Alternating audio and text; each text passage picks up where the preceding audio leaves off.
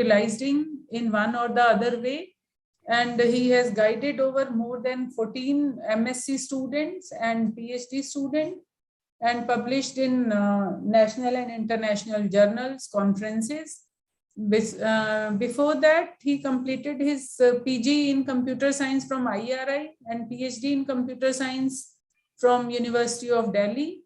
And he is PI of very prestigious project, NAHIP, National Agricultural Higher Education Project. So where he has been working as PI, and also in a subsequent follow-up project of that is NAHIP Resilient Agriculture Education System, in which number of IT initiatives have been undertaken to improve the higher agriculture education system. His research interests include development of intelligent systems, recommender systems, management information systems, artificial intelligence-based systems, and also application of image analysis for estimating plant pigments. We have seen one such application in one of the previous lecture too. So with that, I think there can be no one else more suitable than him to give an idea on all such IT initiatives for agricultural education. So you being all from agriculture education, I think it is appropriate to make yourself aware of these initiatives. So you'll get first-hand information on that, and you can ask any question or any doubts or any feedback related to that. With that, I would like to invite Dr. Sudeep. So you please carry on with your presentation, and thanks a lot for accepting this request to be part of this training program. Thank you. So Dr. Sudeep. Thank you, Dr. Rajni. In fact, thanks for giving me the opportunity to interact with the participants. And it's always been a pleasure to have at least one session in such training programs, wherein we can actually deliberate directly with the participants who are also our users of various systems. So as Dr. Rajni has told that I'm involved in multiple initiatives, and she's also involved with me in multiple such initiatives, sometimes as a team member, sometimes as a nodal officer. So she knows the whole journey, right from the beginning, 1999 onwards, when we started this development. And way back at that particular point of time, it was just the starting of this internet era and IT-based systems, more specifically internet-based systems. So right from that point of time, I was involved in those type of systems. I think just a minute, I have to plug the battery in. I think 1 second. Right, okay. So when we started this journey in 1999, it was initial days of internet-based programming, and the technologies were CGI, Perl, and starting with the initial days of active server pages, then Java server pages come, and so on and so forth. So based on multiple such technologies, we started our journey, and we started with the system called as there was a World Bank project, NATP at that particular point of time, National Agriculture Technology Project. And we started with this development of project information and management system. And with that basic first system which we have developed, and that system was implemented across India, and we have this NATP project information and management system. So 845 projects were there, and so 845 PIs and number of co-PIs and CCPIs, etc., who started filling the information on their projects so that the monitoring and evaluation can happen on online. That was actually my first project. In that too, also we started with first standalone system. So we developed a Visual Basic front end and a MS Access database. And then we used to gather this MS Access database uh, on some CDs or floppies from various centers. And then we merge it here and then we collate and then present the complete picture to our top management. So that was the scenario at that particular point of time. And then we moved to internet-based, ASP-based system, wherein all of these things we need not to do, and we carry on with straight away data entry on the internet-based systems, and all the correlation happens automatically. That was the first project wherein we got uh, quite a motivation that these systems can be implemented at ICR and AU level. And then we move forward for another system which we were actually working on from 1995 onwards. Uh, Basically, it started with the DBase 4, and wherein it's more of a DOS-based system with some data, then Fox Pro, and then eventually to MS Access, and then finally to SQL Server. So that was a journey of the database from DBase 4 to SQL Server, and that system was called National Information System on Agriculture Education. That system also a long journey, and now the name was there NISAGNet till 2015-16, and then it with newer functionalities and new version, it is now known as Education Portal of ICR. So then NISAGNet system, National Information System on Agriculture Education, which is now known as Agriculture Education Portal of ICR, has been developed, and since then the system has a long journey, and the type of functionality it delivers now has also come a long way. So I'll be discussing about all these systems, and many more systems have been developed uh, in parallel based on multiple requirements from the multiple organizations. So this is a glimpse of these systems which are now available to all the users. So these are a dozen of it systems, and systems plus what you call it hardware environments, like that. So I'll be discussing about all this system one by one, and of course over it there is a system called Education Portal, which I just discussed about.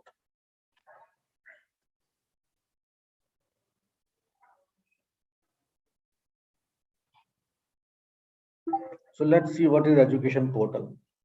So Education Portal, ICR, is a single window platform for providing vital education information, announcements, event schedules, e-learning resources from agriculture universities across the country to the rural youth in an easy and fast way to their doorsteps. So the outreach is all 74 AUs that comprises of 3 central AUs, that is BHU, AMU, and Nagaland University. 4 ICR deemed universities, that is IRI, IVRI, NDRI, and CIFE. 63 AUs and 4 central universities with agriculture faculty.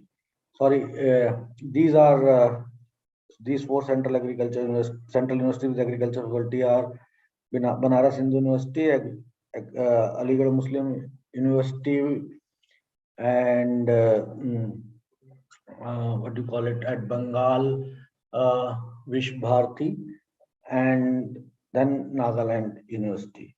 Then 3 central AUs are your RLB CAU Jhansi, Rajendra Prasad Central Agriculture University Samastipur, and Central Agriculture University Imphal, covering more than now 2 lakh users.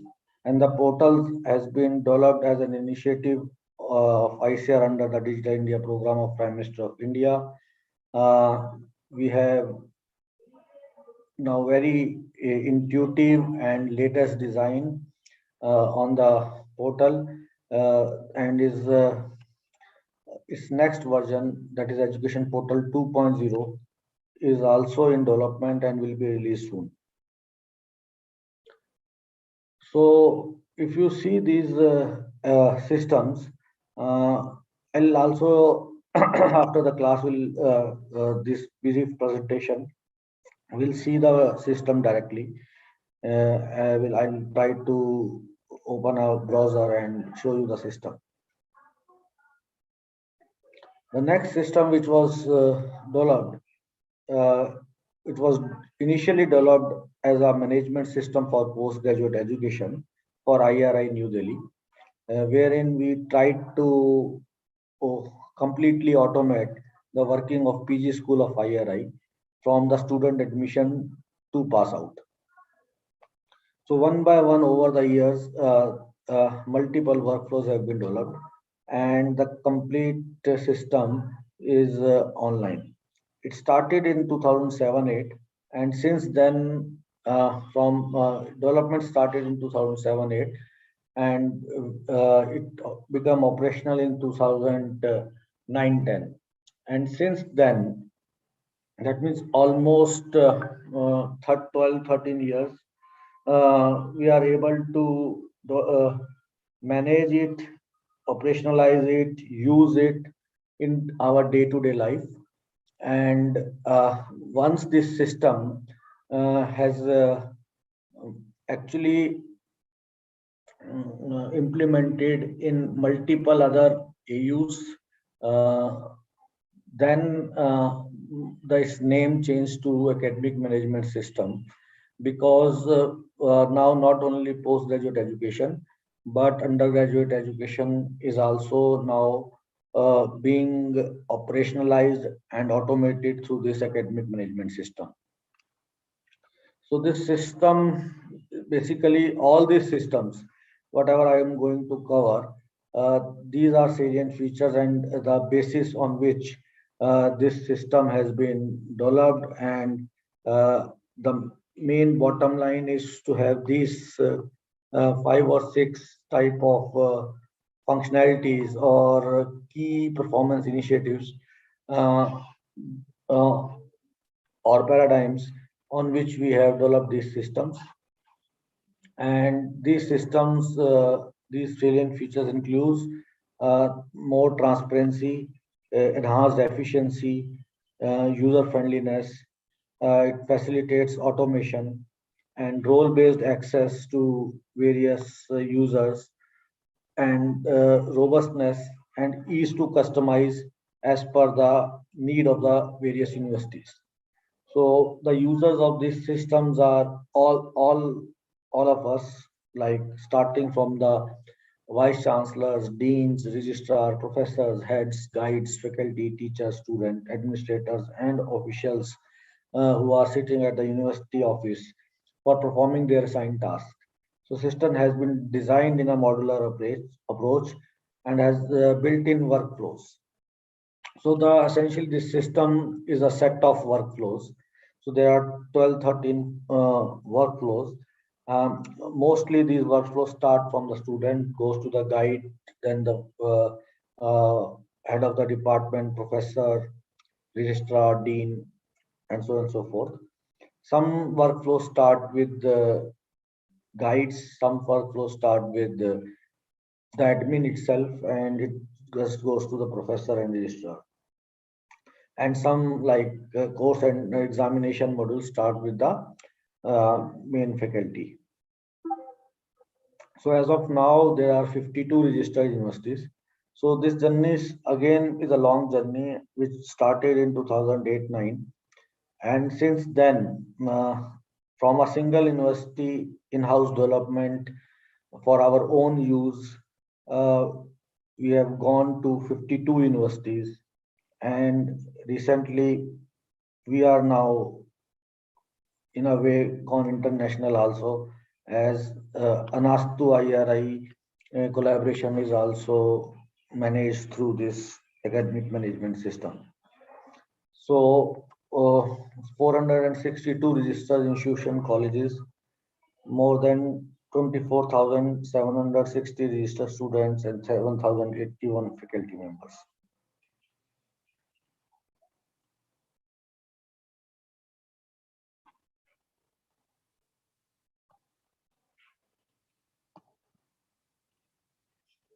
So some of the new feature which we are trying to implement through this system is we have not actually made it fully operational, but this we are trying to get it done, which is University Academic Health Index, and through this one can actually find out what is the status of various activities of your university.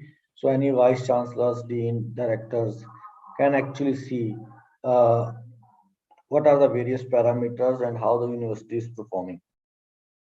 And this covers various programs, various workflows, and a sum together of all of these to just tell you in one way whether the university day-to-day functioning is being done on time or is being delayed, or certain activities or certain things are not as going as per schedules, and various other impacts based on those delays or things like that. So we are working on that, and hopefully we'll come up with this dashboard, new kind of a dashboard very soon. It also has an incident management system in process, so that the incidents which happens can be actually taken proactively, and solutions can be made.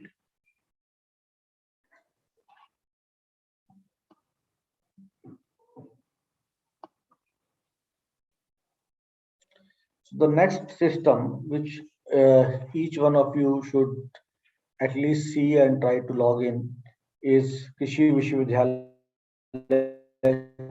Chhatra Alumni Network. We call it KVC LNet. And this is a system which is a central system for the alumni network of all 74 AUs. So up till now, we have some universities which have a good alumni website, and some even don't have it. Some have having very uh, preliminary website, and some are just giving some information in their websites, general websites with certain PDFs, etc. So there is a huge variation when it comes to the alumni network based system.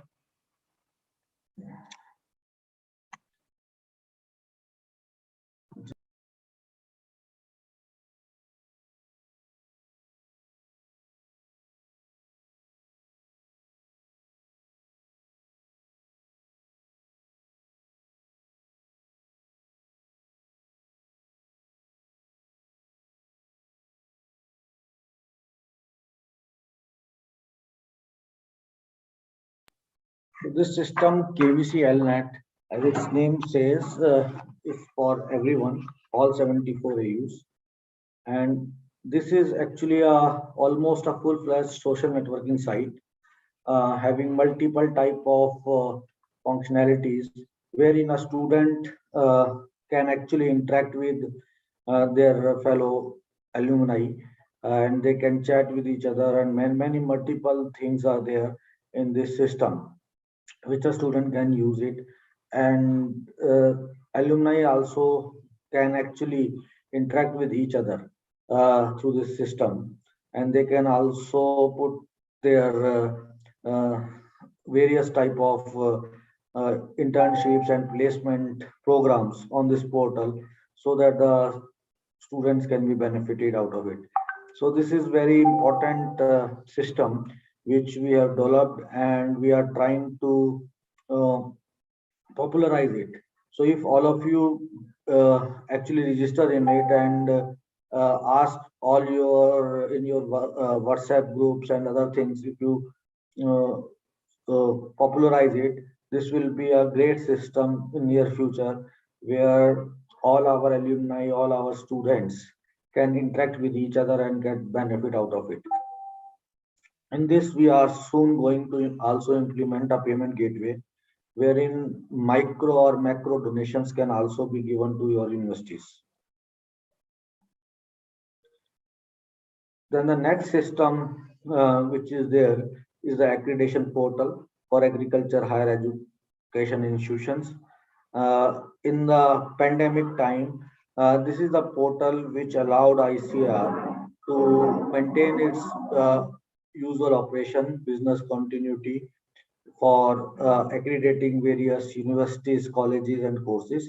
And under this system, we have made uh, basically a full-fledged workflow-based system where a university can apply for accreditation for either a single course or for multiple courses or for multiple colleges and so on and so forth. So it starts with the letter of intent on online process, then institutional eligibility for accreditation, then statement of compliance, and then self-study report. Uh, this way it gets into the complete workflow-based system, and the information of being accredited or not is also uploaded onto the system. So this system is fully being utilized by the ICAR Education Division for making this process completely automated.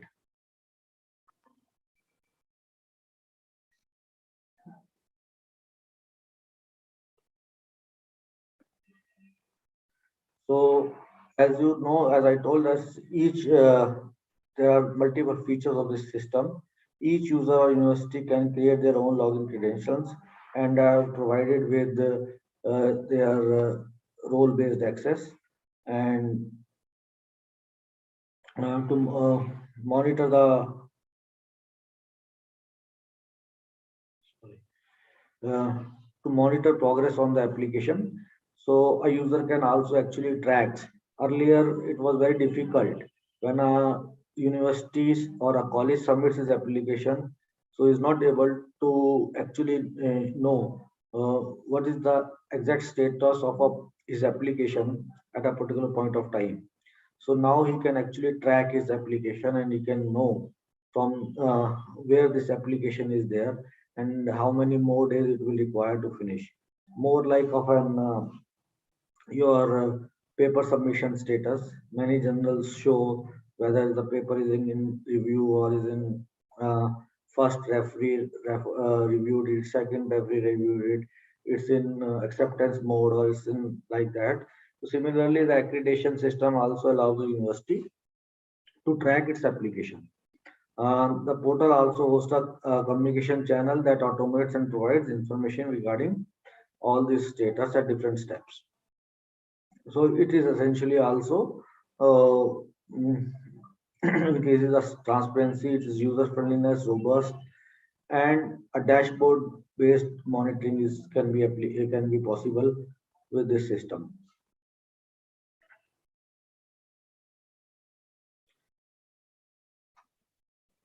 So the next system which we worked upon is Agriculture University Ranking System, which we call it AURS.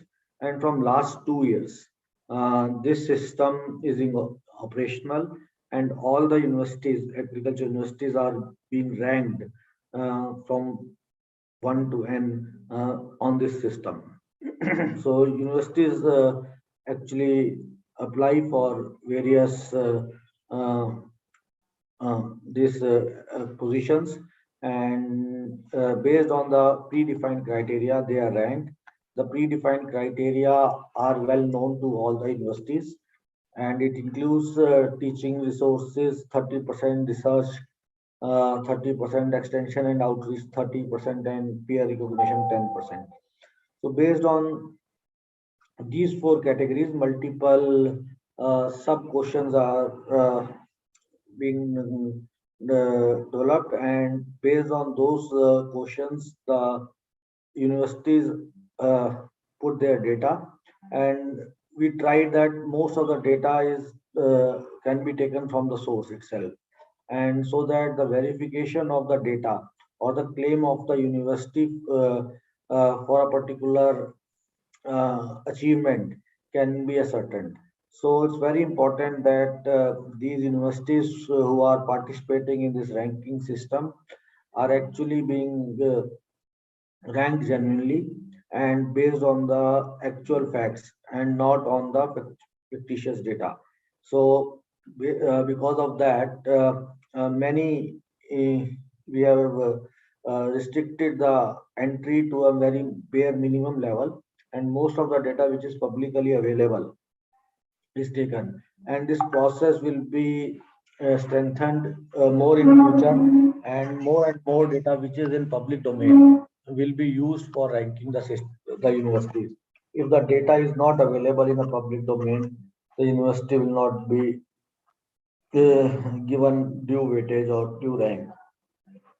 So all the data which should be used for ranking should be made available in public, and based on that data only the ranking will be made possible. So as I told, this system also it facilitate automations. This is there is a MIS dashboard, and it's developed on strict policy guidelines and simple and quick access, and obviously it's transparent, efficient, and user friendly. The next system which we developed is e-learning portal, and this e-learning portal we have developed in this NHEP program, and with this we tried to have 144 PG courses online, and based on multiple categories, the e-learning content, the slides, the PowerPoint slides, the MCQ questions, long answer questions, and many other glossaries and other things we tried to develop.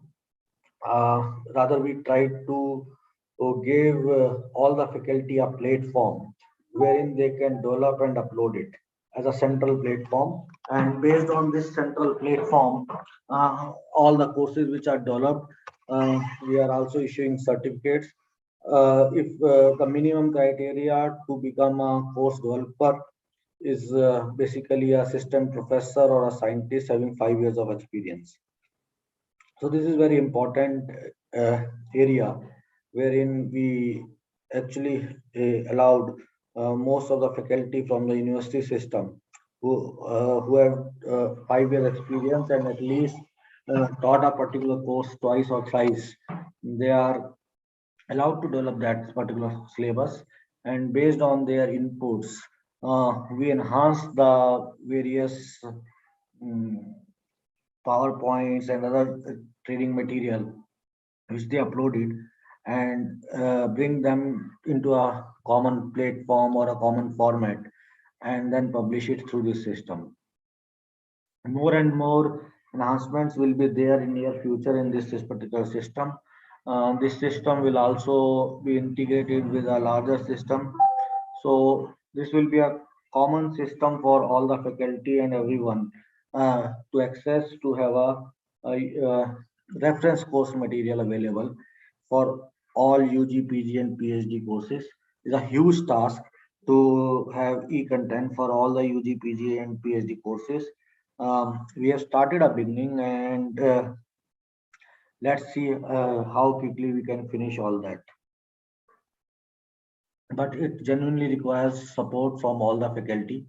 We can't do it alone, and neither we have planned to do so alone. So this is a common system and for everyone, and we are trying to also make it more operational in a sense that most of the whatever type of information we want to access or have it on a from a student's point of view, we can build into it. Just a minute, there is a call from ICR. Have to take that. Just a minute.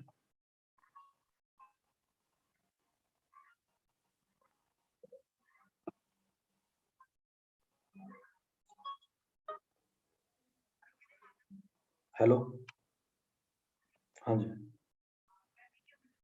हाँ जी, हाँ जी।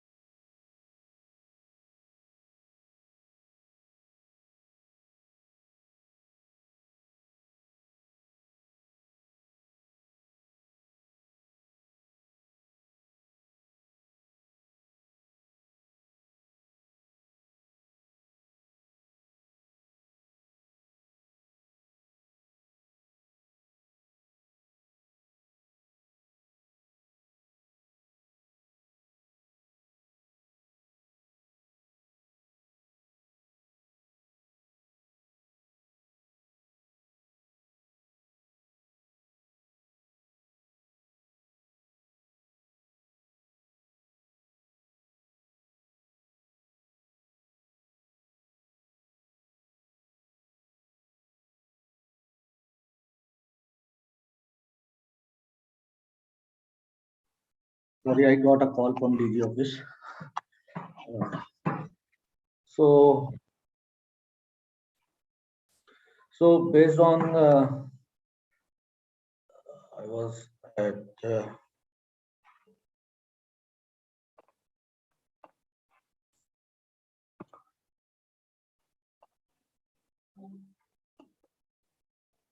okay.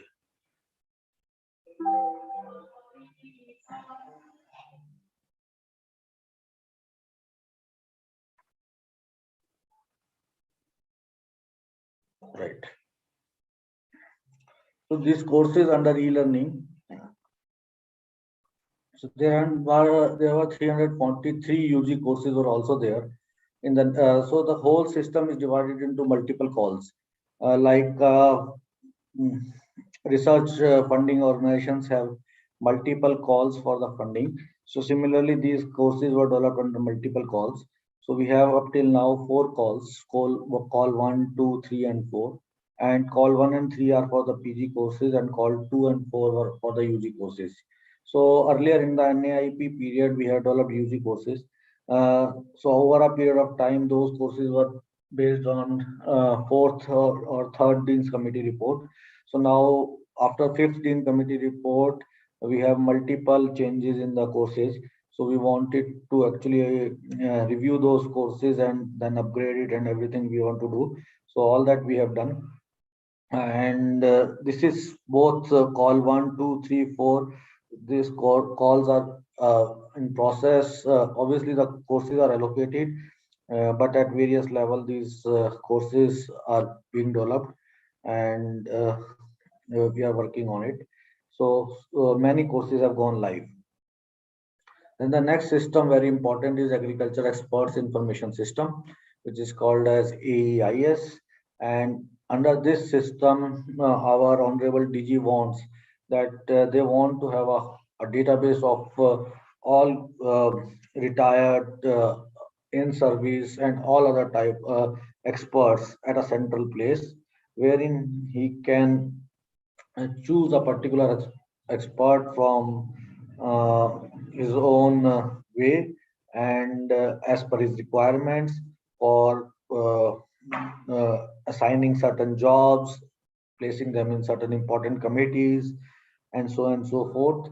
So you want a central database wherein discipline wise search is also available, keyword based search for various key technologies or key skills are also available, so that he can actually do it hurriedly and whenever he requires, on certain few clicks of the mouse, of the clicks of the mouse.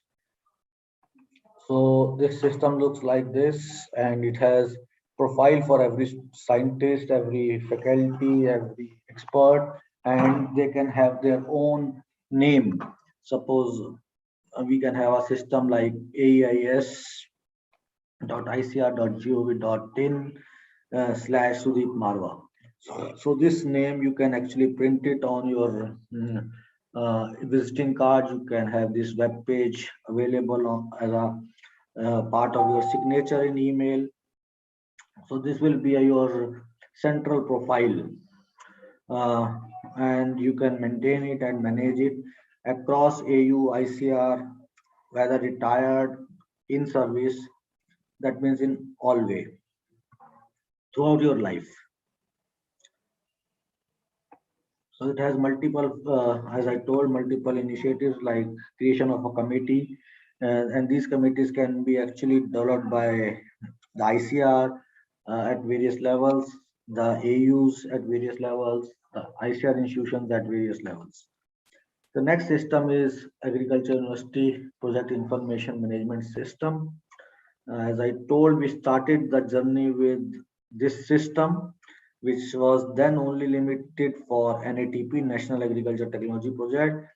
But over a period of time, we then from NATP PIMS to we have come from PIMS ICR, wherein the PIMS Project Information Management System for all ICR institutions have been there. And after that, we thought that since since Agriculture University also involved in research, so it will not have a complete directory of all the project unless until we have AUs also in it. So we have this AU PIMS fully functional, and up till now more than 59 universities are registered. Projects have also gone significantly higher than 600. More than 650 registered PIs are there. So multiple information, type of information is available in this system, and is you can use it for your project reviews also.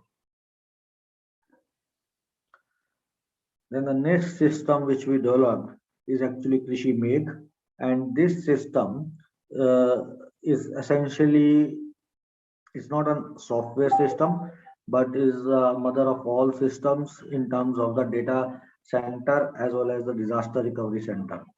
So under this initiative, we have actually tried to create a NARES cloud and to provide all the basic level of IT infrastructure services to the ICAR as well as to AUs.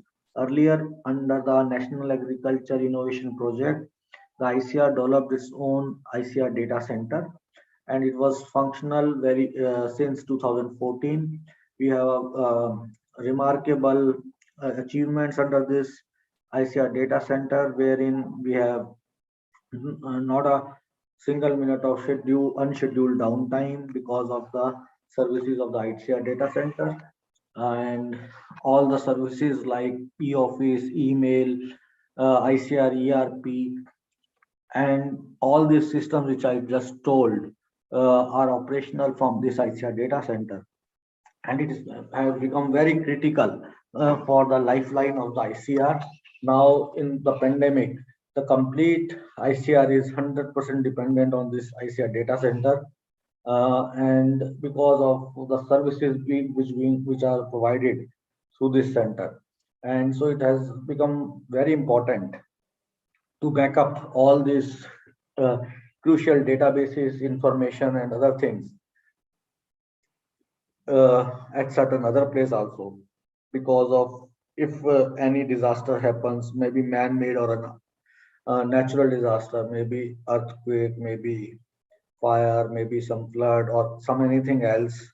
Uh, so we should have a backup at some other location. So we developed this replica of this center at ICR NARM, Hyderabad, which is in different seismic zone. And on a daily basis, the data is replicated to ICR NARM, Hyderabad center. And based on that type of mutual interaction between ICR Disaster Recovery Center at NAM Hyderabad and ICR DC at ISRI, that together both of these form the Krishi Meg, which is the mother of all systems. Uh, and we are providing these services to complete NARS through this system. So these are the highlights. We can say that reliability, availability, accessibility, and scalability. And this center was inaugurated by none other than the Honorable Agriculture Minister and Sri Narendra Singh Tomarji. It has cloud-ready infrastructure, application on demand using self-service app stores, application continuity with disaster recovery capabilities, zero obsolescence infrastructure with auto migration to new platform with zero downtime, multi-layer physical security and information security infrastructure, power space cooling,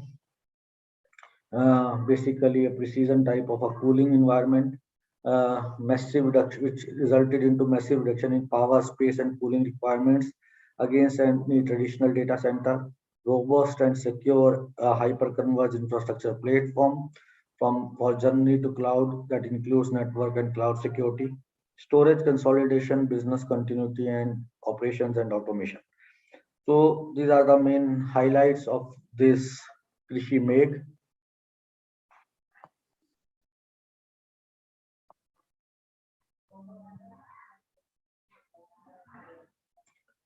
Then the next initiative which we took, which is a combination of again hardware and software, are virtual classrooms. We established 18 virtual classrooms across India in 17 top AUs and in ICR, ISRI. And these were the devices which were there in virtual classroom. We have a digital podium for lectures. We have interactive LCD screens. We have visualizers. We have front camera for students. We have tracking camera to record lectures. Automated recorded lectures can be recorded. Speakers at classroom for better audience reach. We have an interactive flat panel that you can use it for presenting your PowerPoint slides, videos. In between, you can augment that data as the picture shows. It also has the capability to interact with users.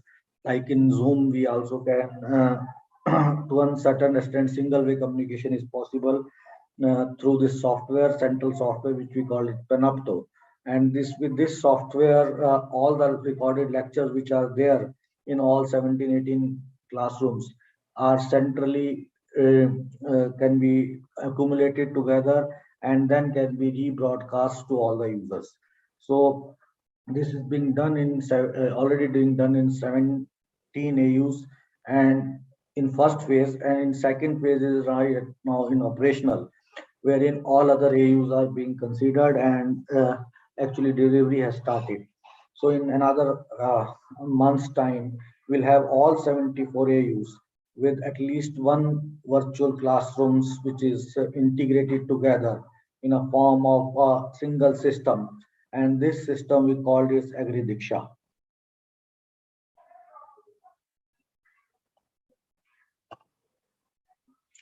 So the features are like learning optimized multi-stream video recording, easy video uploading and private sharing with students, enable in-video quizzes, notes and discussions, toggle between video streams to switch focus to a different aspects of the lecture, simple online video editing.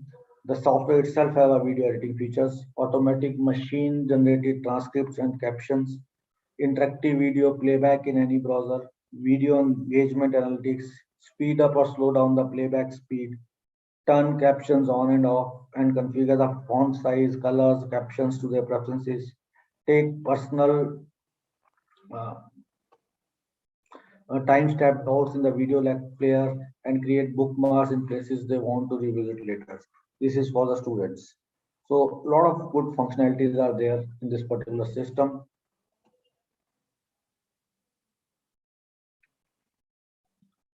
So these are the 18 locations where the classes have been already established, and in rest all we are doing.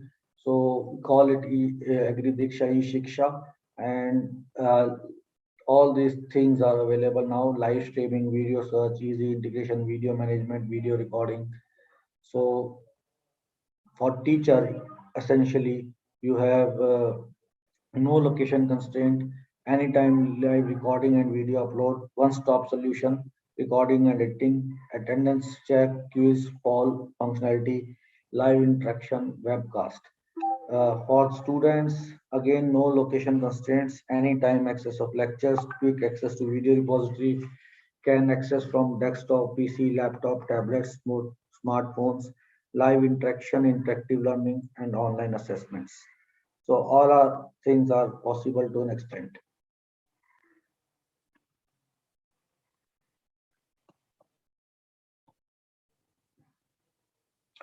Then we are in process of developing an AI-based intelligent mobile applications for pest and disease diagnosis. Under this initiative, we are working on a system which we call it NIBPP, National Image Base for Plant Protection. And in this domain of agriculture, healthy crop is of paramount importance and critical for the food safety of the whole country. And we know that there is a huge loss we suffered because of the pest and disease identification infestations. And the primary objective is to provide the farmer a very user-friendly mobile app which can automatically detect disease and disease of plants or crops, uh, and the farmer has to simply upload the image. But for that we need to have a huge image base, and we are developing for the national as a national image base for plant protection. And this for this selection of potential diseases and pest of plants is the first step. Then collection of digital images using NIBPP mobile app, then develop AI model for disease and pest identification, and then prediction for disease and pest identification. So multiple these initiatives are there.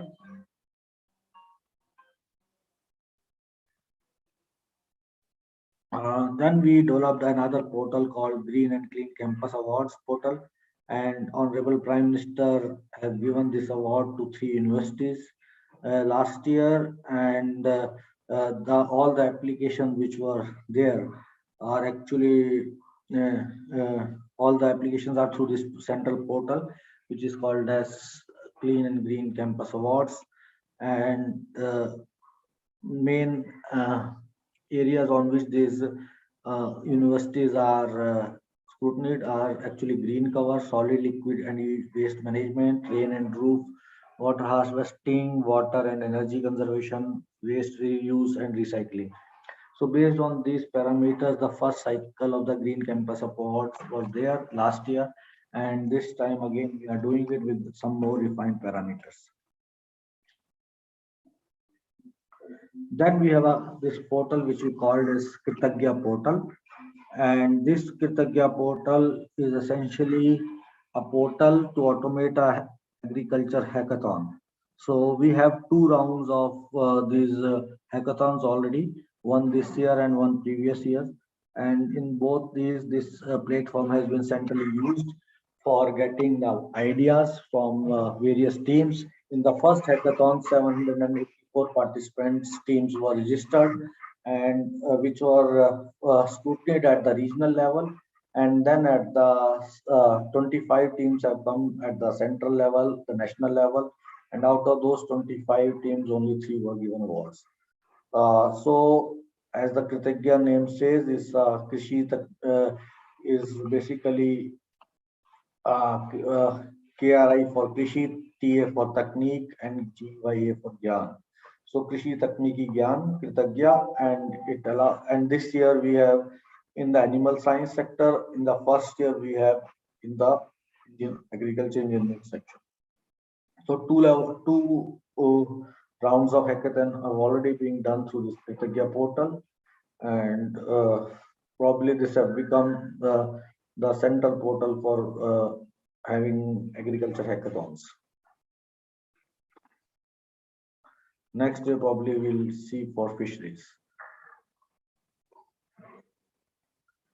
These are some set of systems. Before I quickly move on to the live presentation, we can have quick round of questions.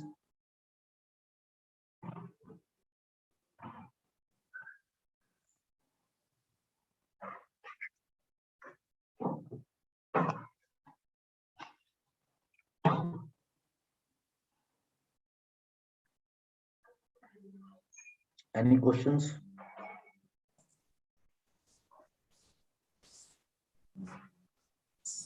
No, sir, there is no any question. Anyone, any questions?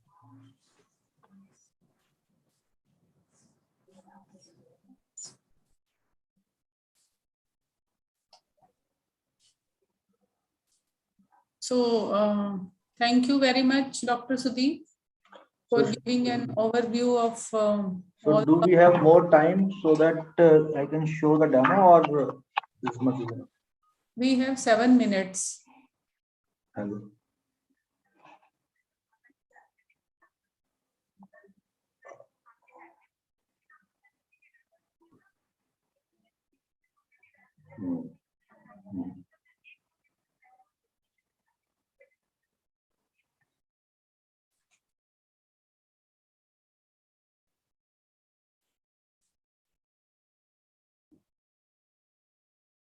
तो एक 5-7 minute का एक quick tour to education portal में कर देता हूँ.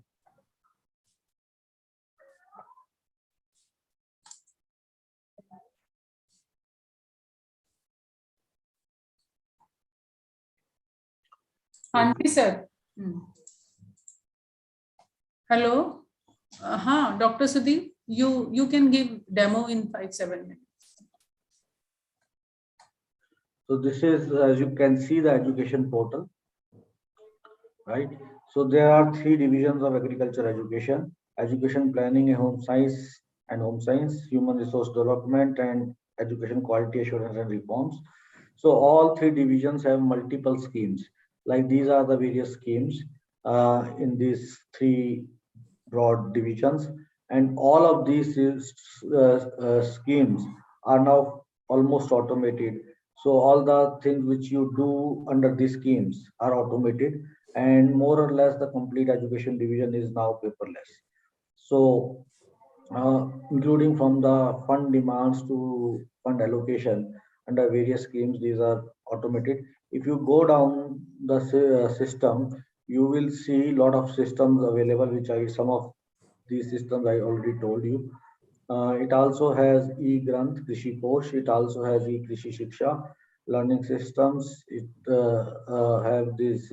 Another very important system is ICAR Agriculture University grievance redressal mechanism system. So all this system are in place. And if I show you some systems, and the winter school system, the CBP capacity building portal, through which most of the winter school and summer schools are organized, are also fully automated as one part of this education portal. right? So these are multiple system, and you can actually go and search and see all the universities from here, and all the assignments and everything else now comes on this system. And if you see here agriculture universities, and you can go to any university, state agriculture universities, so you will have a list of state agriculture universities. You can click any one of these universities, and you will find a good picture of that campus. You will know about university. You will know about various information about that university. You want to read. You want to have a faculty strength information. Thank you, sir. So all these things are available.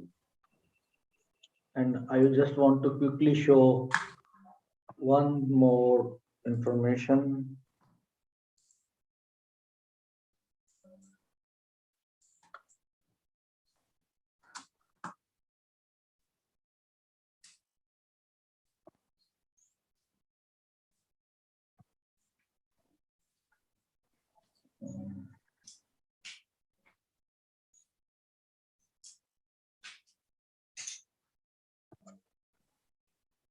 From here, you can also see various events, and this is e-courses which are available on e-Krishi Shiksha, the UG level course level.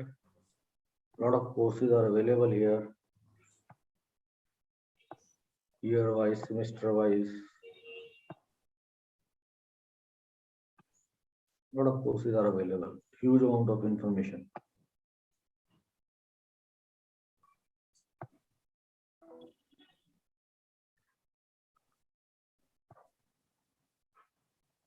Right? You can explore these websites from here.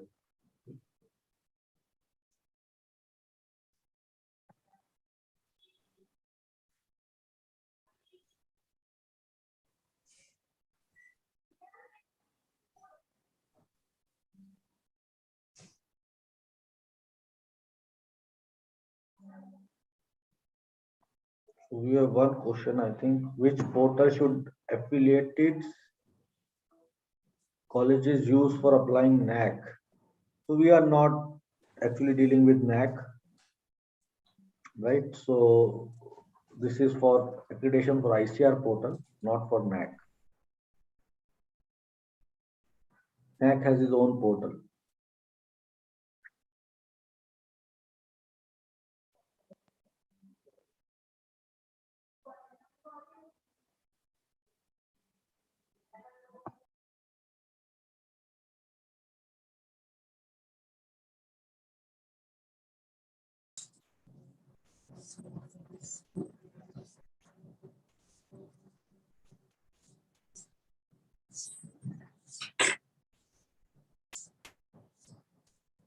Is it over? Yes, if no more questions. Okay. एक question तो एक ही है, which portal should affiliate That I answered. में So use NAC we are not dealing with. The NAC has their own yes portal. general universities का है तो okay. So thank you, Dr. Sudeep. I think you have given the demonstration also, so if needed they can see that education portal, and since all are related to agriculture education, it will be helpful to them if they are seeking some information. So thank you for joining. I know you are very busy, so thank you for sparing that 1 hour with us. So thanks a lot. Thank you. So now I think it is a time for the next session. So we will start with the next session now. It's already there with us. So I would, how are you, Dr. Aditya? You are in India right now or Germany? I'm in Germany. Yeah. Okay, you said you will be coming here. Yeah. So it was postponed by a week. I'll come back next week. Yeah.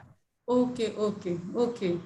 So hopefully this time is okay for you. then? Yeah, it's perfect time for me, 11 o'clock in the morning. Okay, perfect. So I will just briefly introduce you about the trainees and the training first. This training is being organized under SC plan of Government of India. So like some skill development and all should be there. However, we have participants from all social groups here. And the participants are assistant professor as well as research scholars. And they are interested, as you know, ICR focus on impact. So that's why we decided to have lectures on impact. And now, basically, I would briefly introduce my participants. I will briefly introduce you to my participants, basically. So, friends, Dr. Aditya is right now following his PhD at Humboldt University of Berlin, Germany. And he's also a fellow of Netaji Subhash ICR International Fellowship 2020. He has joined as a scientist at IRI since 2016, and he did his master's from UAS Bangalore, and his major research institute is working on this impact assessment of agricultural technologies and natural resource economics. So with that, I would like to invite Dr. Aditya for your lecture on impact analysis using PSM. So please carry on with your lecture. Thank you, ma'am. Thank you for your introduction. Let me share my screen.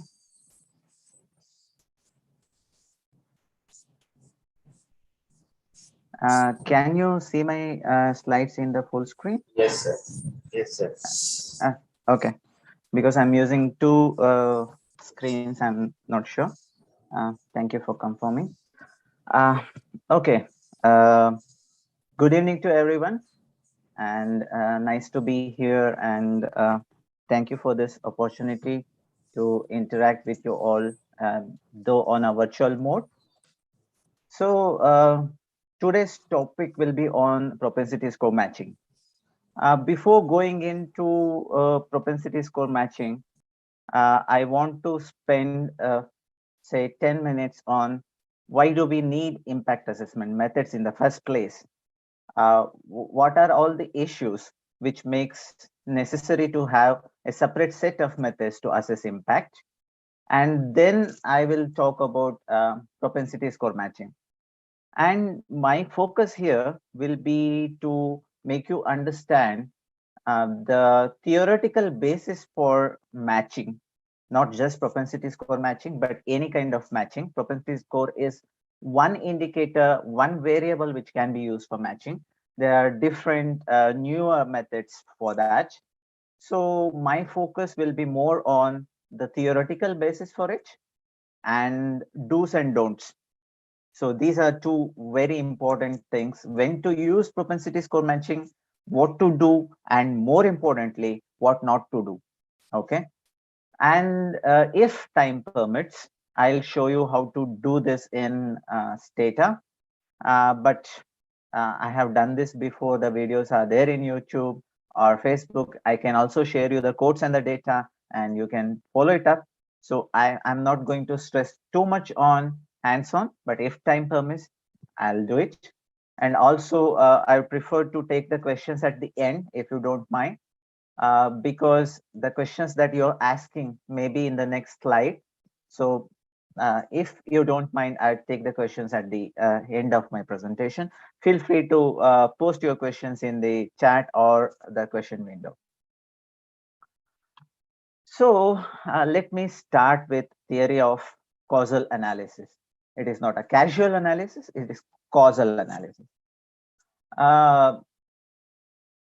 Many people called last 20 years in econometric research as causal inference revolution, because every day new methods have come up, or the changes to the old methods. Old methods are being questioned, new methods have been suggested, new measures have been suggested. There are so much discussions. Even this year's Economic Nobel Prize goes to causal inference. So much happening in causal inference. But unfortunately, our econometrics teaching has not changed in line with what is developing in the econometrics. In our econometrics text, even in the advanced econometrics, we focus more on the time series, the panel data analysis, the usual suspects like how to identify multicollinearity, heteroscedasticity, and all those kind of things. But little is taught on causal inference. But if you look at the research publications which are coming out, most papers in one way or the other, they require some kind of causal analysis to answer those research questions which are taken. So we need to realign. I'm telling this to you specifically. I'm stressing this point because most of you are assistant professors, associate professors. You need to make certain changes in the curriculum and focus on causal inference, because when the students pass out, when the students actually enter the world of competitive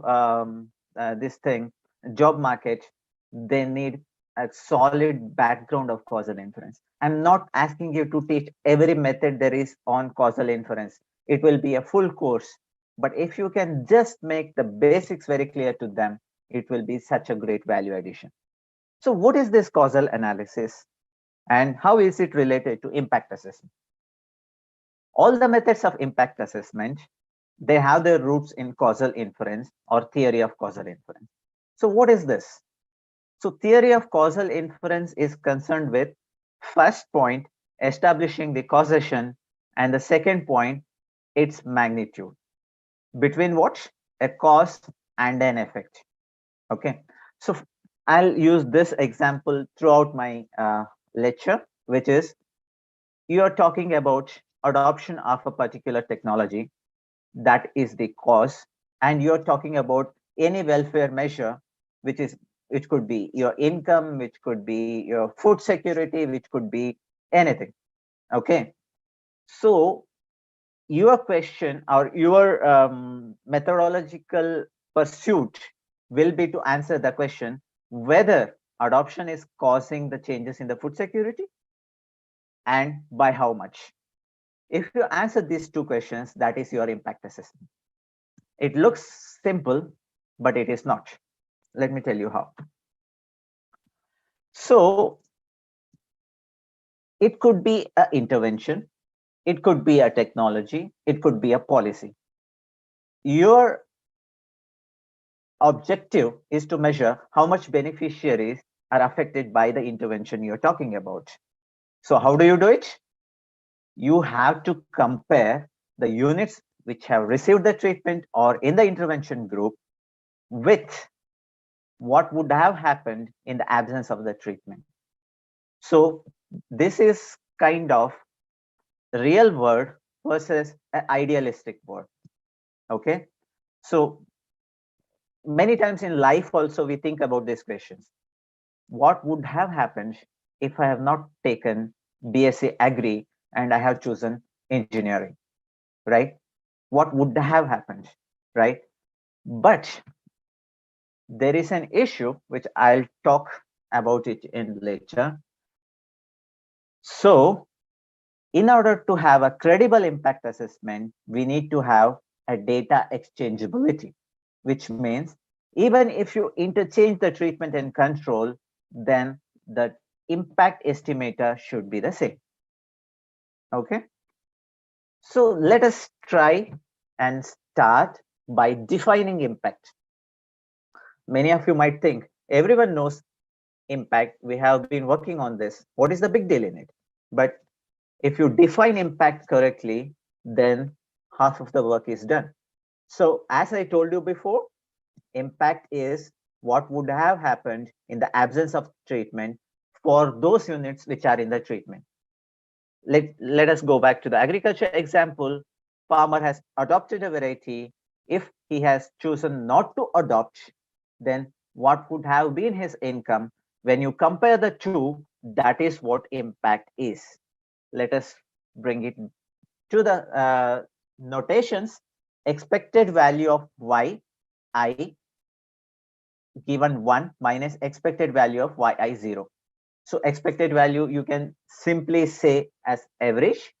Y is your outcome variable, and subscript 1 and 0 indicates 1, it has got the treatment, 0, it has not got the treatment. So in essence, impact is the difference between mean of individual incomes or any outcome if they have received the treatment minus the mean value if they have not received the treatment.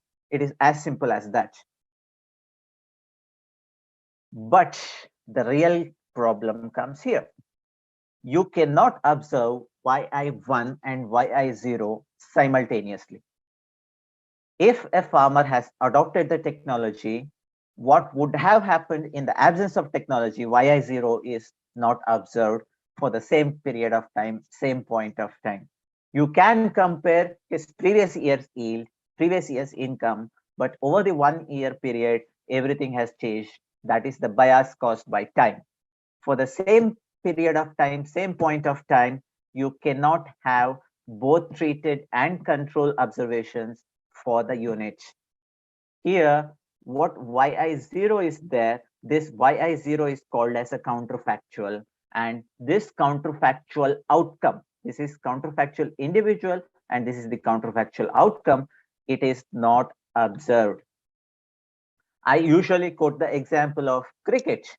Suppose I and Virat Kohli, just assume we both for a coaching class for cricket batting, and after 15 days you see how much runs I score and how much runs Virat Kohli score, and if you simply take the difference, then you would say, Virat Kohli didn't take any coaching, but he still scored more runs than Aditya, and coaching is useless.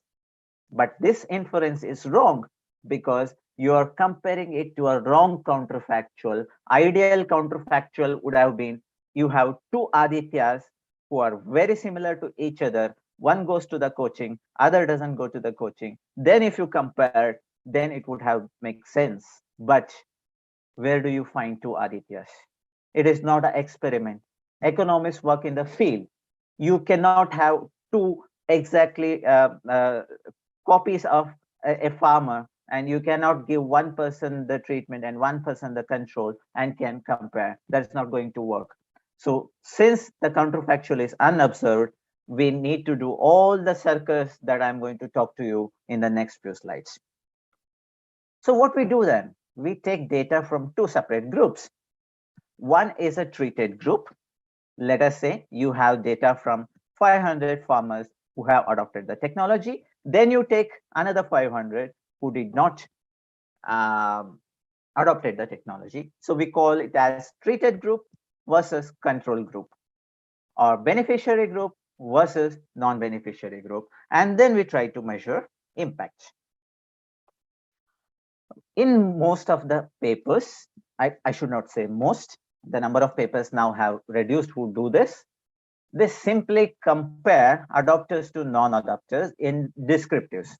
They say mean of adopted farmers is 10,000 rupees income, mean of non-adopters is 5,000, and they simply say that the impact is 5,000. That is wrong. Why it is wrong? Correlation is not causation. This is my tagline for the class. Correlation is not causation. If I want you to remember one phrase from my class, that is this.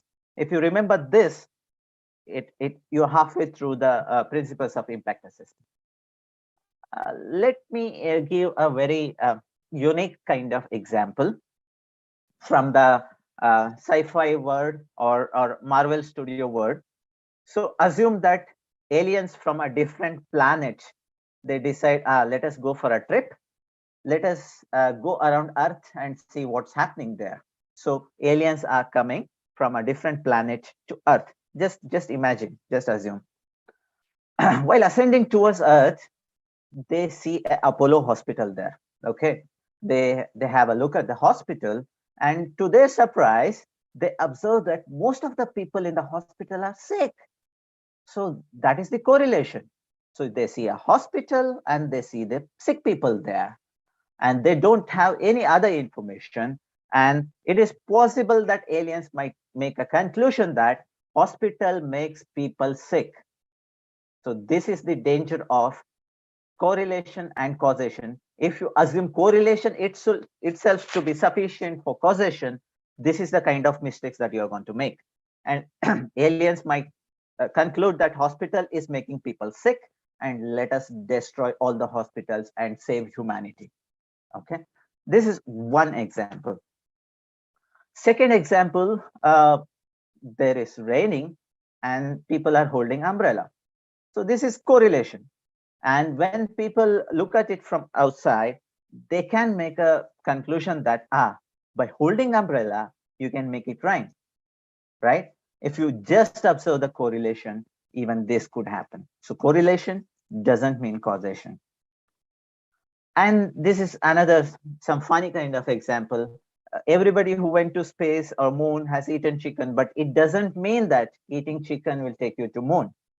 Same time, someone may say, whenever I sleep with my shoes, I'll get headache, and say that sleeping with shoes on gives you a headache.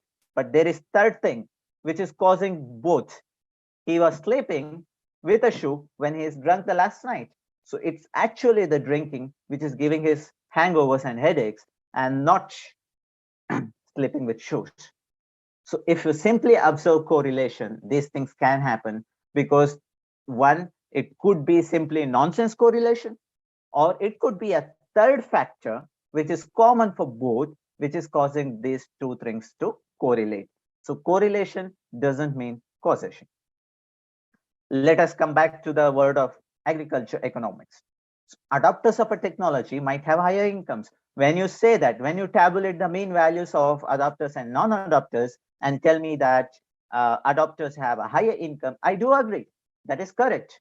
But it is simply correlation, and it is not sufficient to establish the causation. You need to do more things to establish causation. Why?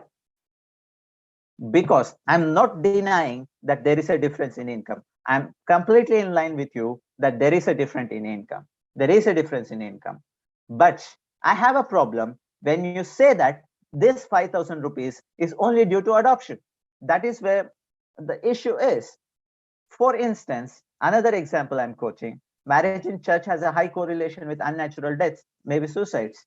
But you cannot claim that church is causing unnatural deaths. Sunglasses sales, highly correlated with ice creams. No, both are caused by the third factor, which is sunshine. Lack of correlation doesn't mean lack of causation. This is another important thing. So when a ship is sailing, okay, the sailor actually moves the rudder to the right, sometimes to the left, okay, depending on where the wind is blowing and which direction he wants to go. But assume you are looking at from the top, and you're not see, you just see the rudder is moving to this left, to the right, to this left, right, but ship is moving in a straight line. You might think that there is no correlation between how it's moving rudder and the ship is going. You might say that there is no causation here, but there is actually a causation. Okay. So two things: lack of correlation doesn't mean lack of causation. Presence of correlation is not sufficient to say that there is causation. Let us further conceptualize the impact assessment. So this part we have already done. We are taking one group from the treated, one group from the control. Let us expand the notations. I remember that I have not explained to you why I have a problem when you say that this 5,000 rupees increase in income is only due to the adoption. I'll come to that. Okay, but let us expand our notations a bit. Initially, we said that expected value of yi1 minus expected value of yi0 is impact. But expected value of yi0 not observed. So we are expanding it to groups. Now we have, say, 500 persons in the treated group, 500 persons in the control group. and now we are taking a difference. Now what happens? Expected value of yi1 given t is equals to 1, expected value of yi0 given t is equals to 1. What does that t indicates? T indicates again groups. But closely observe here. Closely observe here. yi0 given t is equals to 1 is not observed, which means what happens if everyone in the treated group were not to be in the treated group? It's not possible. Everyone in the treated group have already adopted. They're already beneficiaries. You don't know what would have happened in the absence of the treatment. So the second part, the counterfactual outcome part, is still not observed. So what we do, we calculate impact at, or you can say estimate of impact, whatever you want to call it. So expected value of yi1 given t is equals to 1 minus expected value of yi0 given t is equals to 0. What is the difference between this last term here versus the last term here? Okay, what is the difference between these two things? The difference is that we wanted what would have happened for the treated units had they not adopted. Since it was not observed, we are taking a proxy, we are taking from the control group, and they have anyhow not adopted. So we are estimating impact, assuming that these two are similar. As long as expected value of yi0 given t is equals to 1 is similar or close to expected value of yi0 given t is equals to 0, bias is 0.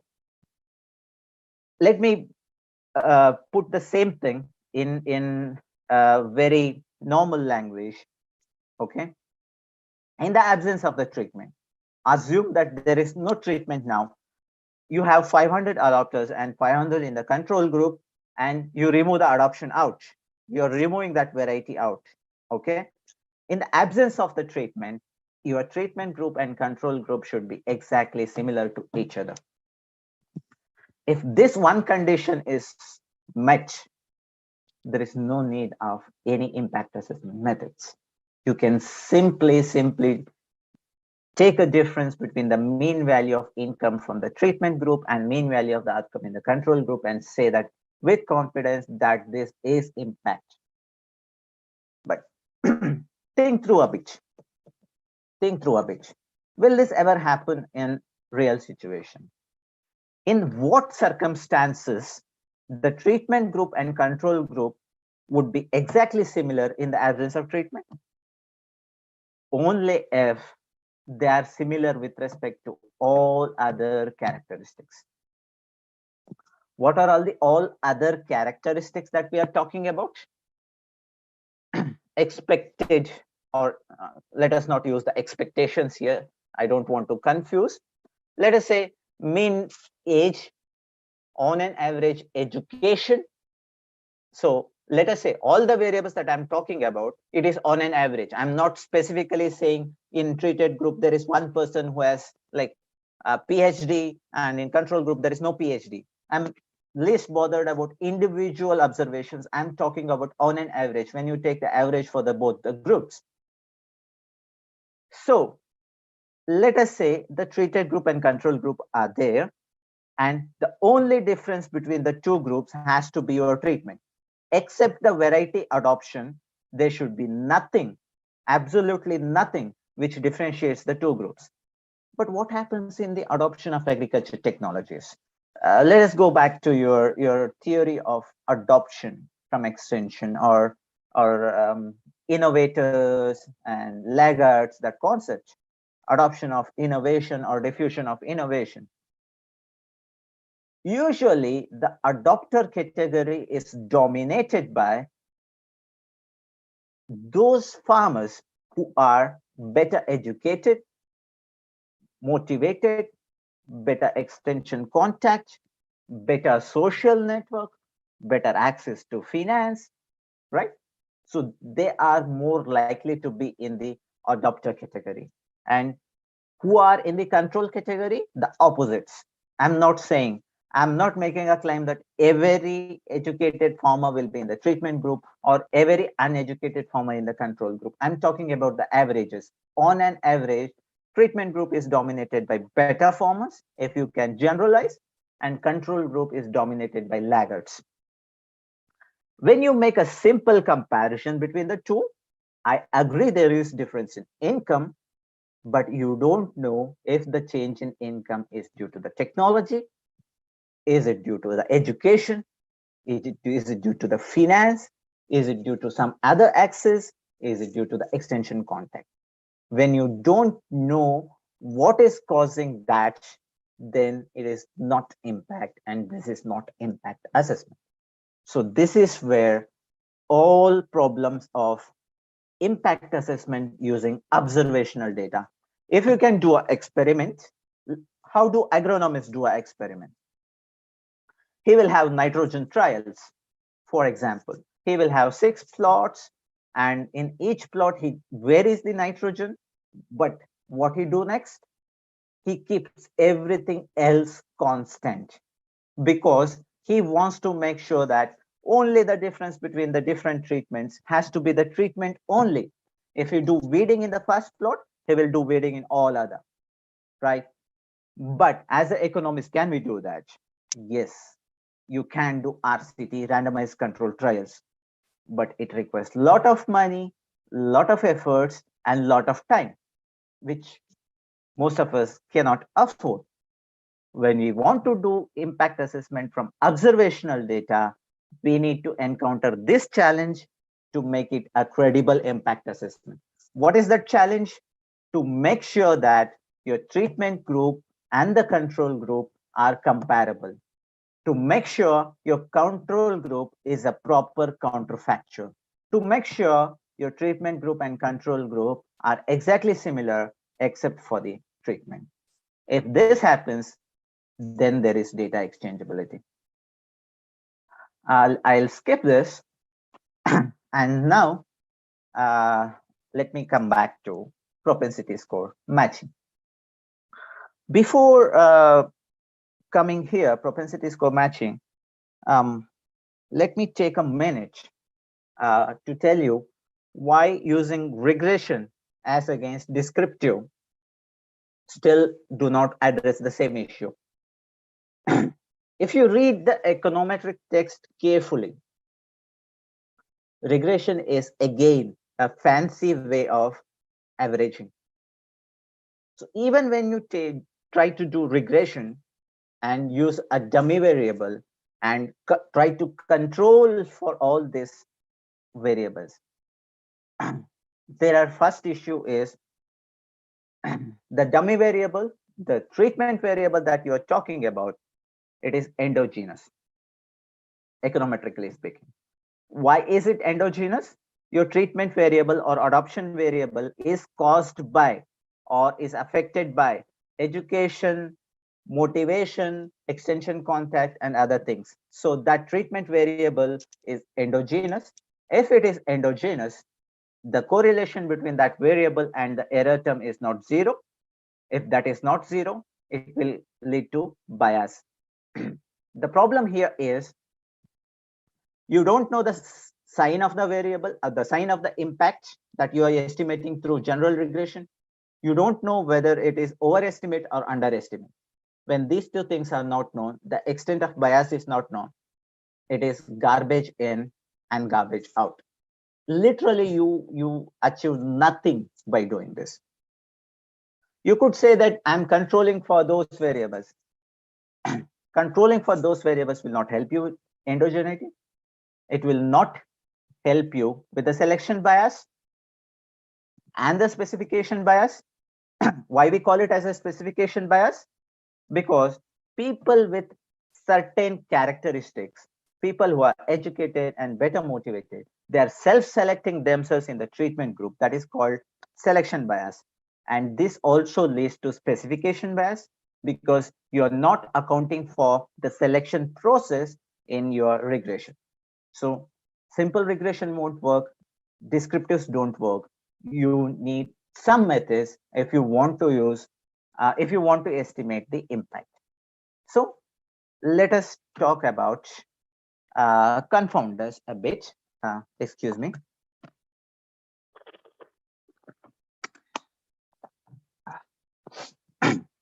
So let me go back to the same example, and I'll be using this example throughout.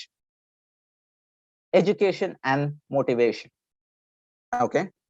The first hypothesis is that education and motivation, they affect net income, right? So educated farmers, even without the adoption of that specific variety, they may be doing many other things correct. They may be using proper dose of fertilizers. They may be timing their application correctly. They may be looking after the plots better. They may be maintaining the soil fertility better. Many of these things you cannot account for in your limited number of variables that you have. Even without a variety, educated farmers will have a higher income. So there is an arrow which is in this direction, which is affecting net income. Then you are talking about adoption causing net income. This is what you want to measure. This is the entire circus that we are doing, is to quantify this arrow. First, to establish whether there is an arrow like this, whether adoption is causing net income. Second question is by how much. But the education is also causing adoption. Motivation is also causing adoption. So better educated and better motivated farmers are in adoption. So there are two channels here. One goes education to adoption, adoption to net income. There is education directly to net income. Okay. So in econometric text, if you look at this is called as front door, and these two are called as back door. If you open any recent books on impact assessment, I'll highlight two such books at the end of my presentation. You will hear a lot about front door and back door.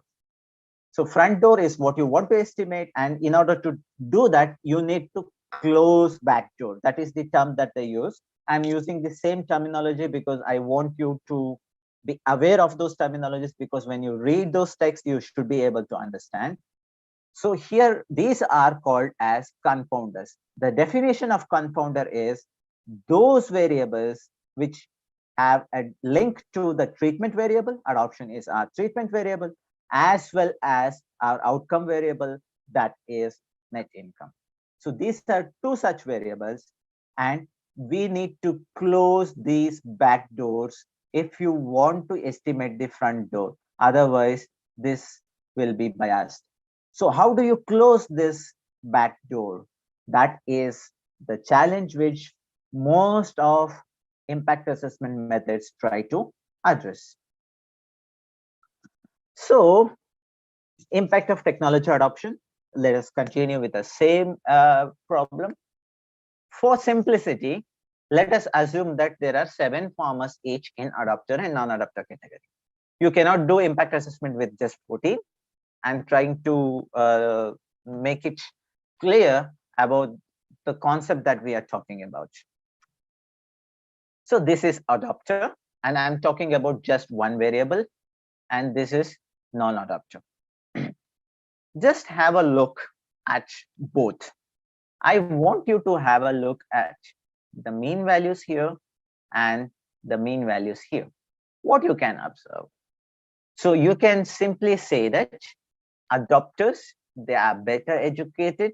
Non-adopters, the mean level of education is less. Again, I'm stressing this point. I have no business of comparing individual units here at this point of time. I'm more worried about the mean values, the overall average. Okay. In impact assessment, say that on an average is a very common terminology that we use. And this is not necessarily true in every case. You might come and argue that I have a case where adopters are better educated than non-adopters. It's perfectly possible. But for the explanation here, how the problem can arise and how we can overcome that, I'm taking this hypothetical case where adopter farmers are better educated, non-adopters, they have less mean education.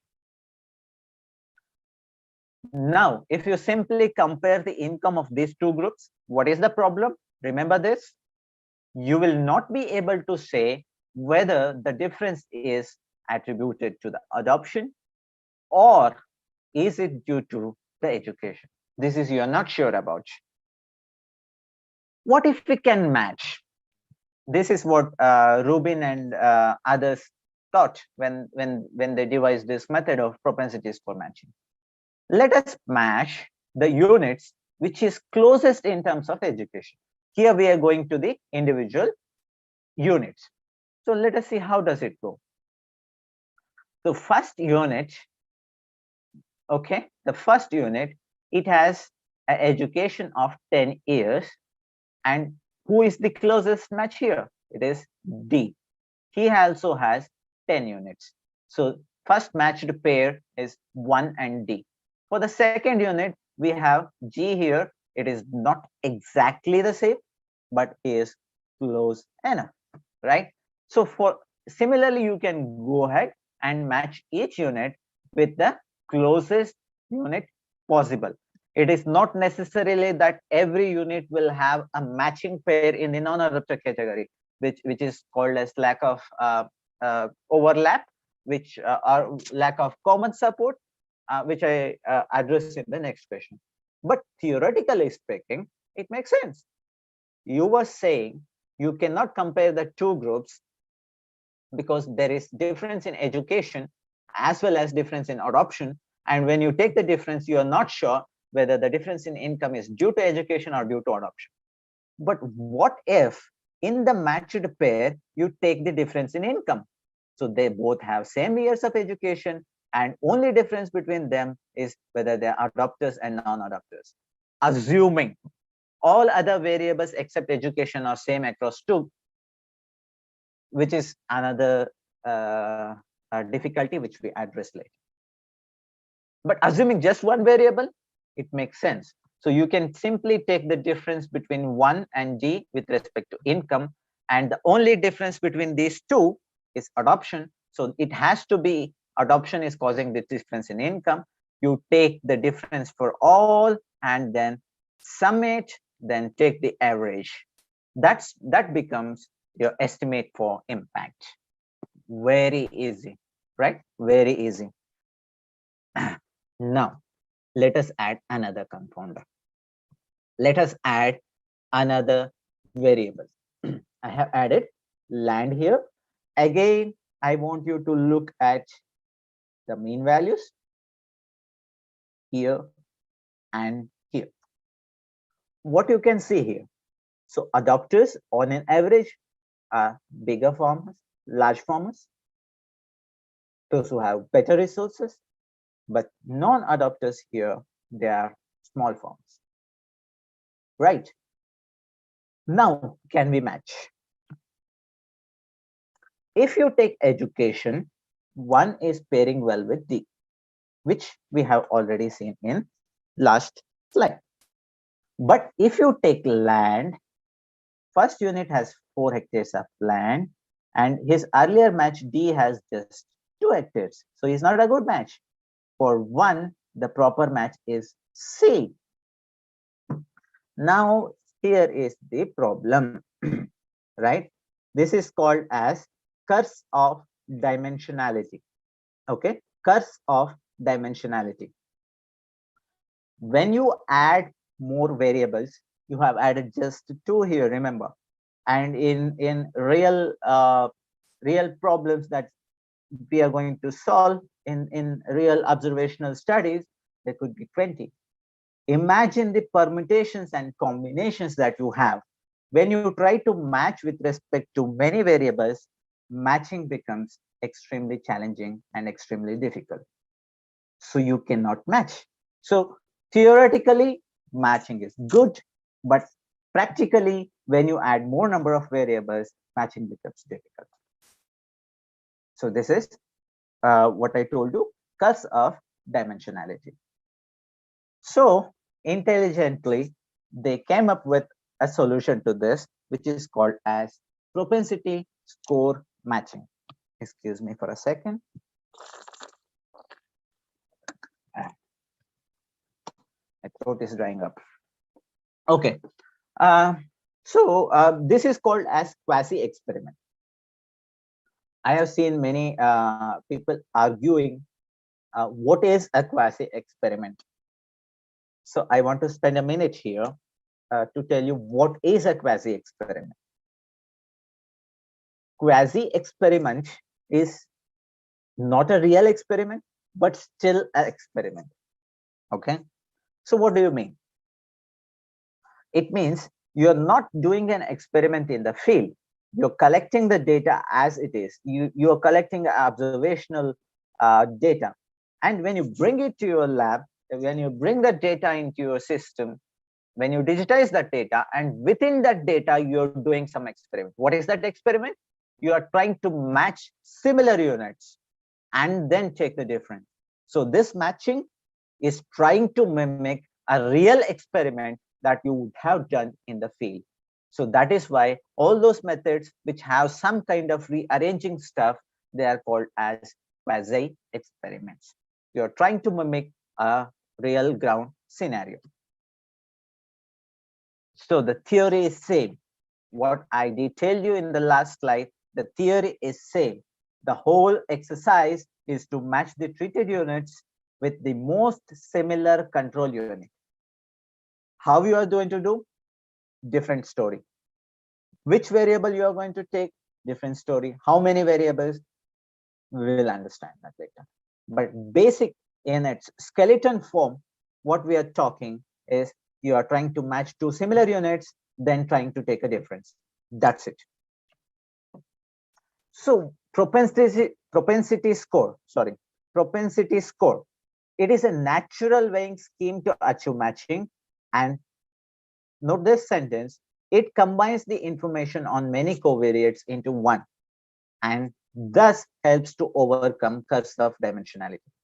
If you remember what is curse of dimensionality, the problem was you cannot match with respect to 10 covariates. For with respect to first variable, A is matching with D. With respect to second variable, A is matching with C. For third variable, A is matching with F. You cannot match. Literally, you cannot match. How do you identify that one unit from the control which is closest to one unit in the treatment based on 20-25 observed variables? To do that, the simplest way is to condense all the information from those 20 variables into one single variable. And based on the assumption that if two units are similar with respect to that one variable, they are likely to be similar with respect to all those 20 variables. If we can, and remember, this is again not on individual basis. There could be difference between A and D, though they are matched. But when you take on an average, the treated and control, when you do this reweighing, they are similar on an average. So the problem is solved if you can identify one such variable which condenses the information from 20 different covariates. And that one variable is called propensity score. I want to stress here, there are different matching methods. Propensity score matching is one matching method which uses propensity score for matching. Okay. There is quotient exact matching. There is Mahalanobis distance matching. There are other different matches which I'll briefly touch upon. So if you use propensity score for the purpose of matching, it becomes propensity score matching. So what is this propensity score and how it is going to combine the information from those 20 covariates? So it is the probability of the unit being in the treated group conditional upon the observed covariates used in the estimation. In your simplest definition, propensity score is the estimated probability. Assume that you are doing a probit regression. Okay. When do you do a probit or logit regression? When your dependent variable is a dummy variable. Which is the dummy variable here? It is adoption or beneficiary, or in a general sense, the treatment variable. Your treatment variable is dummy, 1 for adopter, 0 for non-adopter. So when you take that as your dependent variable and run a regression, okay, so you get probability hatch, p hatch, and that p hat is the propensity score. Why is it called propensity score? It indicates the probability of a treated unit being in the treated unit subjected to all the covariates that I have used in the estimation. Okay, this is, I'm using bit of econometric, forget it. Selection equation, why it is called as a selection equation? These covariates and this specification determines who is in the treated and who is in the control. You run that model and expected value of PI is the propensity score, and it ranges from 0 to 1, and this is used as a basis for matching. How do you make sure that propensity score is correct? We will come to it in a second. Before that, I want you to carefully understand what are the assumptions that PSM used. PSM is a very controversial subject in econometrics literature. There is certain group of people who say PSM is very good. There are some people who literally hate propensity score matching. They say it's not a good method. If you understand and want to be the part of that debate, most importantly, you should understand the assumptions part. Conditional independence assumption. Okay, it's called CIA. There exists X set of covariates. Once you account for those covariates, potential outcomes are independent of treatment status.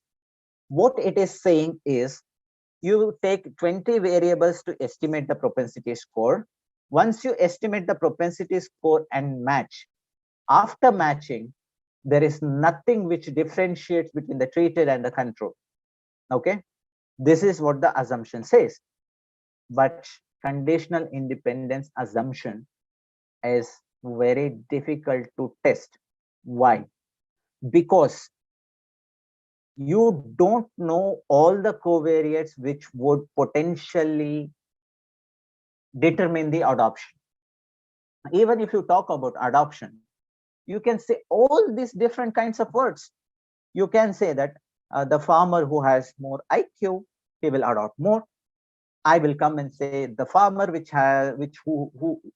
whoever farmer who has a better risk-taking ability, he will adopt. Someone else and will come, he will say the farmer who has less stress hormone will adopt. Someone else will come and say some fancy other word. They say this variable will also affect the treatment or control. Can you measure each and every one of those? No. There are only set of observable variables which you can control. There is a set of unobservables. If those unobservables starts to affect the treatment allocation, if unobservable confounders are there, this method fails and this assumption cannot be tested. This is the major controversy. Okay. In other words, after matching, the treatment allocation is as good as random. That is self-explanatory. And this is also called as selection of observables. We can adjust T only based on observable covariates. That's what I'm saying. If you have unobservables, which also affect treatment participation, we cannot control for them. That is called as unobserved confounders. That is called as hidden bias, whatever you want to call it. Second assumption is called common support. Let us go back to what we have been talking. Our hypothesis is that if you can match similar unit from treated and control, they will be similar. Once we do this, we can simply take the difference between the outcomes in the two groups. But in order to find a similar unit, there should be a similar unit existing in the control, right? If say the treated unit is all excellent, like very good farmers, and the control units is all very poor farmers, then there is no one to compare. How can you compare if there is no overlapping? Some good farmers should be in control, some bad farmers should be in. I'm using a very generic language. Forgive me for that. Take an example of a cricket team. You want to identify closest match between two teams. For example, in India team, Virat Kohli is playing, and in the opponent team, they are playing against a list A team. There is no one like Kohli, with whom you will match. The assumption is correct. If there is a AB de Villiers in the other team, you could match, but there is no ABD there. Okay, so there is no one to match in the control. So the common support assumption is violated. How do you test it? Once you calculate the propensity score, you go for a density scores, and you should check for the overlapping. You look at this entire region for every unit in the treated. For example, the treated units. This is for treated units, and somebody is here. Okay, somebody is here. So from the control also, in the same region, there is someone. But come here, the propensity score is almost 0.8, okay, at this region. And from the control, there is no one beyond 0.6 control. Okay, from the control group, there is no one beyond 0.6 propensity score. So with whom you are going to compare this? No one. So if there is no common support, there is no meaning in using propensity score. This is the case of poor balancing. So in this region, there is no treated units, and this region, there is no control units. So the overlapping is only in this region, right? Examine this. Suppose somebody is here. So this is the treated unit. There is someone here also. In the entire region, there is someone to match. There is someone here. There is also someone to match. There is here. There is also someone to match. In every region, you have someone to match. Then you say that there is good common support. Okay, so range of propensity score is between 0.01 to 0.5, and the dotted is for most units in the treated. There are units in the control. For every AB de Villiers, there is a Virat Kohli in the other group. You are sorted. This assumption is satisfied. This is one of those assumptions which is easier to test. Okay, let us now bring all those bits and pieces that we have discussed and bring it into the methodology now. Now you have understood why we need to match. Then we understood curse of dimensionality. Then the solution for that curse is propensity score. Now how we are going to do it in practical. So first is selection equation from which you want to estimate the propensity score. What is the selection equation again? The dummy variable for adoption or beneficiary or whatever you want to call it, you are going to take it as your dependent variable, and you are going to take all the covariates as the explanatory variables, and then you are going to run a probit or a logit regression. Okay, logit probit. If it is a multi-value treatment, it's multinomial probit. Key question, the million-dollar question: which variable should you use? My supervisor always said as kitchen sink regression. So whatever is left over in the kitchen, it goes to the sink, right? Most people do regression like that. They have collected age, education, all this, the contact in cooperative society, they have contact in this, contact in that. They take every possible variable and include it in a regression. But it should not be a kitchen sink regression, and you should have a justification why we are using that variable in the selection equation. In propensity score matching, most referees, when you send it to a journal, they will ask this question: why this variable is here? So your justification has to be why you think that variable will have an effect on the selection equation. In the common terminology, why that variable, according to you, or according to literature is important in determining whether a farmer adopts a technology or not.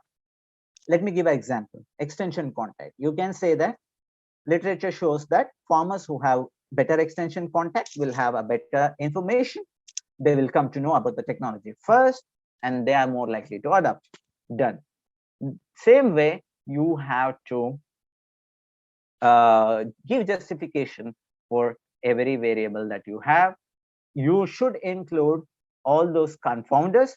Let me quickly tell you what is confounder. Confounder is that which affects both the outcome as well as the selection. Second step. So first step, what we did a probit regression. Dependent variable is treatment, and you run a regression. Once you run a regression, you calculate the probability hat. That probability hat or y hat, whatever you want to call, from the probit regression is your propensity score. Once you have a propensity score, you need to check the basic premise. You need to check whether your propensity scores are good enough for matching before you go ahead and start matching. Excuse me.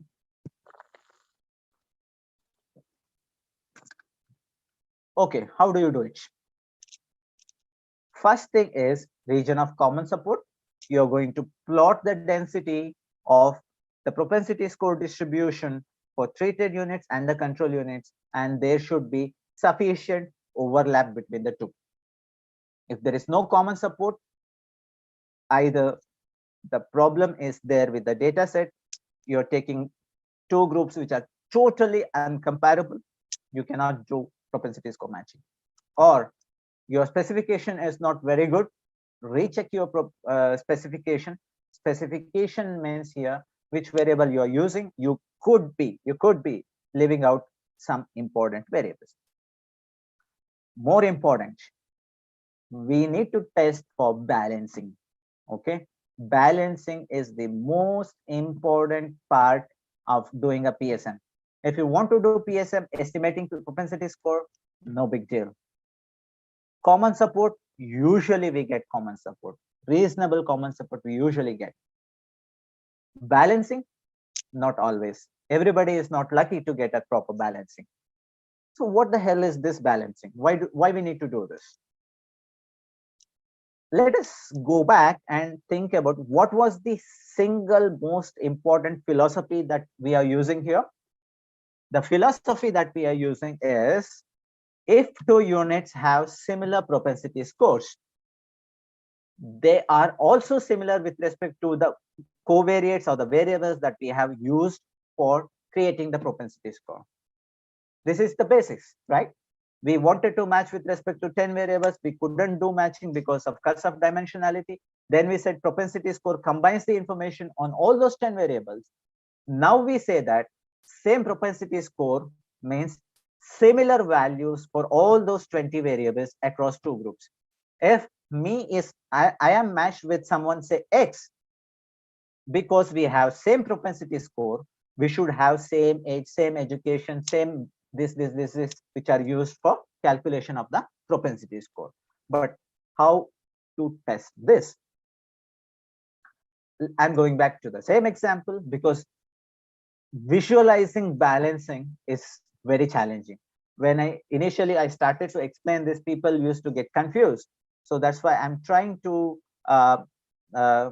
give a visual representation to it. Initially, we started with adopter, non-adopter. We started with education and land. Now we have calculated the propensity scores, okay, for both adopter and non-adopters. How we calculated propensity score? With a probit regression. Now what we have done here, we have arranged in ascending order of the propensity score. The 6th unit has least propensity score, 7th unit has highest propensity score. We arranged both adopters and non-adopters. We have simply sorted it. Now look at this. This is called as strata. In the first strata, the 3 units here and the 3 units here, and they are in the range of 0.38 to 0.48 propensity score. Within this strata, there are 3 units each, and the range of propensity score is almost similar.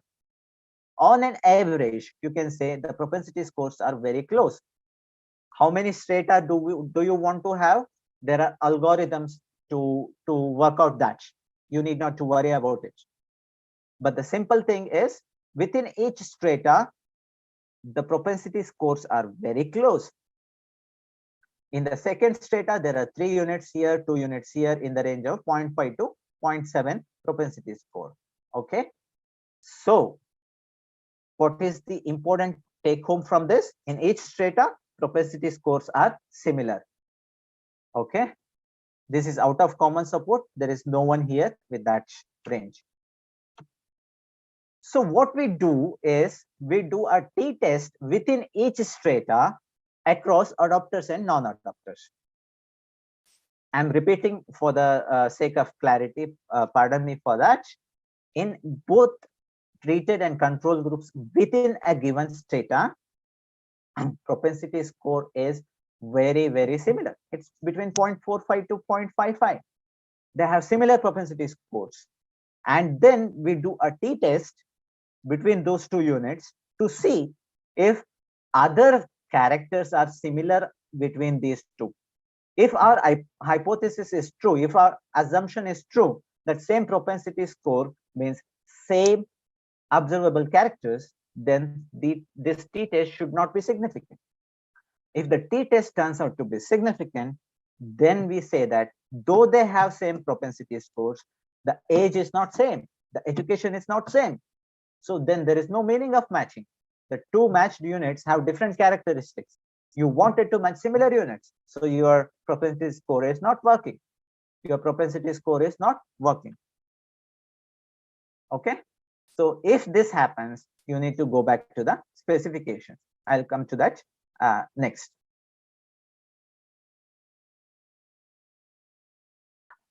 So now, what are the things you have done? You have calculated the propensity score. You have checked the common support. You have done the balancing test. How did we do balancing test? In a matched strata, you checked adopters and non-adopters, did a t-test for age, education, and all other confounders. If propensity score is same, age should be same across 2 groups, education should be same.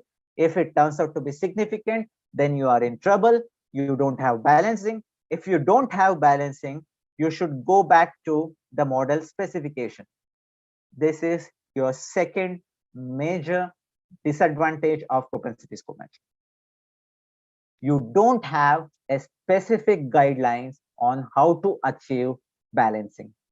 Here they say you can add cross products, you can try with different quadratic variables, square terms, interactions, and different things, but there is no specific guidelines which tells you how to get balancing. So this has been a biggest problem with propensity scores. I hope I'm not forgetting anything. Okay. So next step. Now you have propensity score, you have established that propensity scores are good. Now you have to match. What is the criteria you are using to match? That is where this problem comes. What do you mean by criteria? You know with respect to what you are matching. You want to match with respect to propensity score. But how do you match? How do you define nearest? How do you define closest?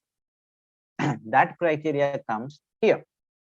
One very commonly used method is nearest neighbor matching.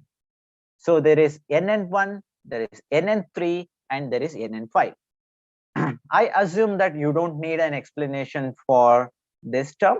It is nearest neighbor means for a treated unit which has a specific propensity score 0.6, you need to find someone else from the control group who is nearest with respect to propensity score, closest.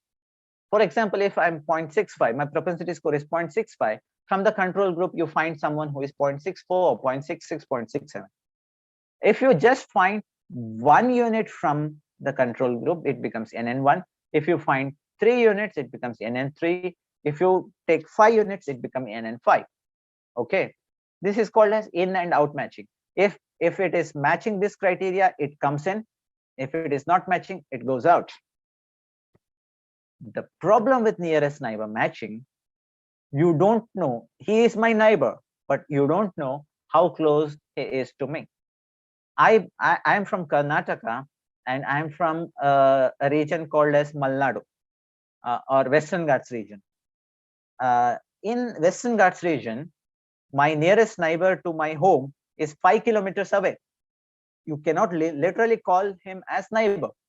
Similarly, for a unit in propensity score matching, the propensity score could be 0.6, but the nearest match is 0.9. If you are matching 0.6 to 0.9, you cannot be sure that they will be similar. So you need to think closely on this.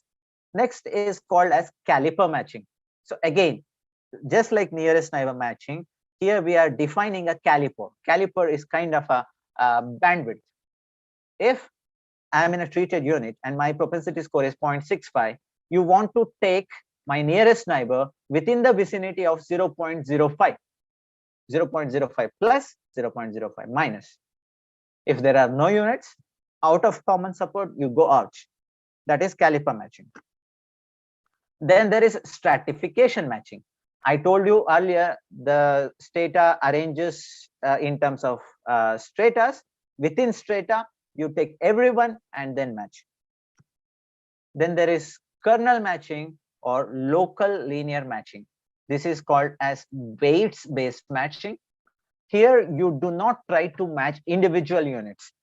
Here you try to give regression weights, and based on the weights, every unit gets some value, and similar units gets higher weightage, and those which do not have a comparable match, they get lesser weight, and when you do the regression, it automatically controls for selection. Let me tell you, this method is more popular these days. Most people prefer to use this method. In the selection of methods, this could be advanced topic, but many of you might have already heard me speaking about this. So I want you to get something new from my session. The important thing here, there is a trade-off between bias and variance. If you think I'm going to match just one unit, NN1, then it is possible that you could get a very close match, a very good match. So when you get a very good match, bias will be less. But what happens to the variance? You are matching with just one. It could be an outlier. It could be someone which is, there could be a lot of sampling variance. So variance shoots up. You are trying to reduce the bias and variance shoots up. You are trying to bring a lot more observations to matching in stratification matching, but while trying to bring more variables and reducing the variance, you are in a way increasing the bias. So there is a kind of trade-off between the two. The intelligent way economists these days use, they take all these matchings, they do all this matching and give a table. Nearest neighbor 1, this is the impact. Nearest neighbor 3, this is the impact. Nearest neighbor 5, this is the impact. And they try to show that estimator is robust to the matching method in order to say that our matching methods are good. Some people, they even take the average of all these matching estimators and try to control for the problem of bias and variance that we are having. But remember, weights-based matching is the new normal or the more popular way of doing it. This is, I already explained it to you. Once you match, okay, once you match, then it's simple. You take the difference between the matched pair, then take the average of that, then that is your impact. Here, that is called as ATT, average treatment effect on the treated, which means to say that what would have happened if those treated units were not to adopt the technology. As we defined it earlier, that is what impact is. What you should look for?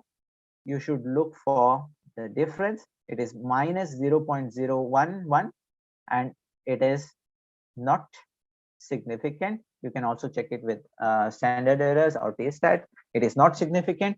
If it were to be significant, how do you interpret?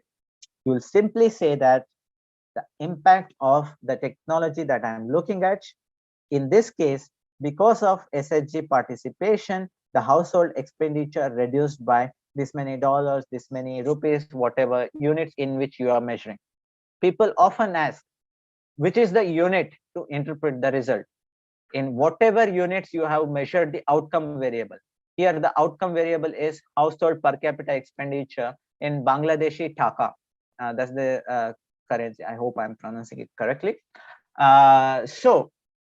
In whatever units you have measured your outcome variable, in the same units you are going to interpret. I'll come to the more nuances. Okay.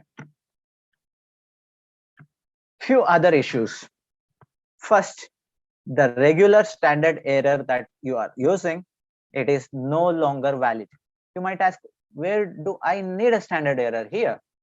You need standard error because you want to know whether the treatment effect is significant or not. But the regular standard error is not valid because within the sample, you're doing another sampling. You're cherry picking the control units and doing this. So one common way of estimating the standard errors in that case is called bootstrapping.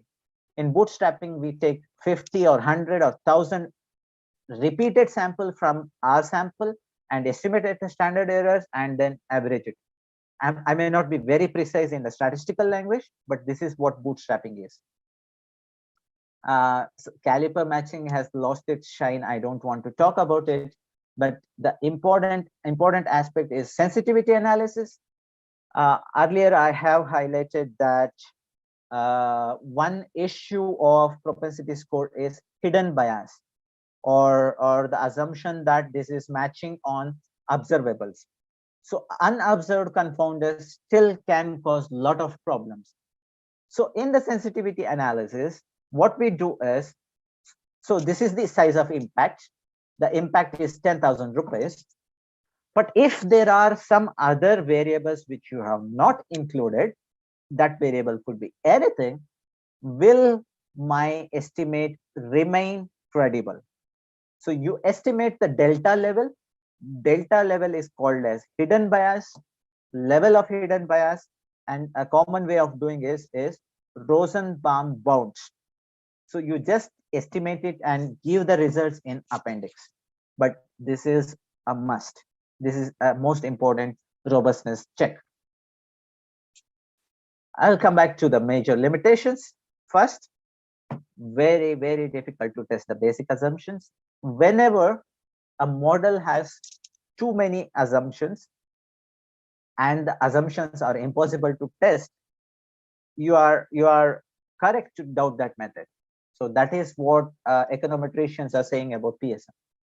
I just remember a quote which says, all methods are basically wrong, but some methods are useful. Every method has its own limitation, but as a user of that method, you should be aware about the limitations as well. You should not go and claim that this is the impact. There is certainly no doubt that this is the impact.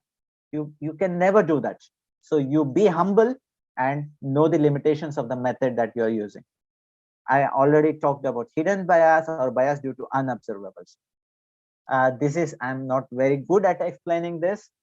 Actually, econometrician says that PSM mimics CRD design, whereas RCBD is more efficient, and coarsened exact matching and other matching methods mimics RCBD, which is more efficient than PSM. You may be better than me in understanding the paper, so I suggest everyone to read why propensity score should not be used for matching by Gary King. There are some papers in 2012, 2018, 2019. They are available if you just Google it.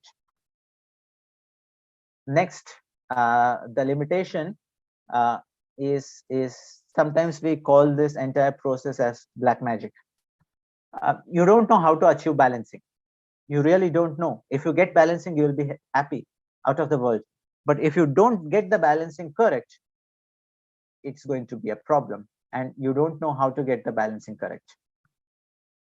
And the most important one, please do not use this with small samples. I keep saying many studies which use propensity score matching when you have samples like 200, 150. I perfectly understand the concern. I perfectly understand that for a PhD student, it's not easy to get 500, 600,000 samples. But your methodology doesn't understand. Your methodology doesn't understand that limitation. So rather than making a blunder, go for methodologies which can do well with small samples. Even people are saying for good propensity score matching, even the 1,500, 2,000 sample is must. I'm not going to that extreme, but at least 600 to 700 sample is must if you want to go for propensity score matching. Even if you get balancing correct, even if you get everything else correct, you still should not use this because it's a semi-parametric method. You will never know what's going behind. You cannot visualize everything. So please do not use with small samples. This brings to another topic. You may be wondering, we have called this guy to talk about propensity score matching. Instead of convincing us to use propensity score matching, he is diverting it and he is saying more criticisms about the method. I'm doing that because it is very important to understand PSM. Let me tell you this. Whenever I go for different training programs, I insist the persons that first session on impact assessment should be PSM. Then all other impact assessments should come, because understanding propensity score matching is basic for other impact assessment methods. But what are the better methods? What are the better methods? So there are two ways to use propensity score. One which I have highlighted is as a matching variable, and the second is the regression weight. This method, my friends, is the method which is gaining lot of traction in econometrics. So that is called as IPWRA. It's a bit of mouthful, but it's a very good method. It is called as inverse probability weighted regression adjustment, IPWRA. Okay, because if you don't have astronomically large data, matching will not work. So it is better to use as a regression weight, and that is what IPWRA tries to do. It is called as doubly robust method. So it is a combination of two methods. It is there is a regression adjustment, not the regular regression. Regression adjustment is another method, and there is inverse probability weights. So when you combine these two, it is IPWRA. So there are two equations. One is a regression adjustment equation, and another one is the estimation of propensity score.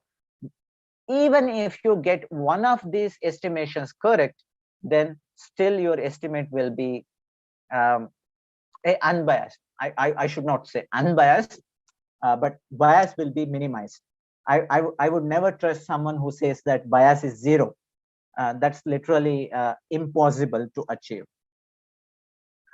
Other matching methods, there are quite a few. Quotient exact matching by Barry King. Few months back, I was one of the strongest proponents of quotient exact matching, but now, unfortunately for me, many research papers have come criticizing quotient exact matching. Even the title of the one of the paper is, should quotient exact matching be ever used for impact assessment?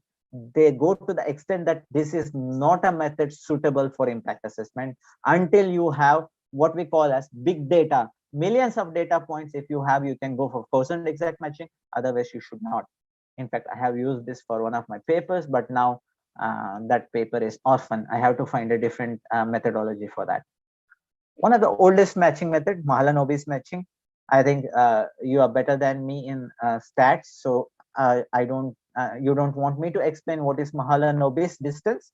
Instead of using propensity score, it uses Mahalanobis distance. Then this is the new entrant. This is called entropy balancing. If someone wants to really work on impact assessment and in matching methods, and if you are not going towards instrumental variables or RCT, this is the method to learn, entropy balancing.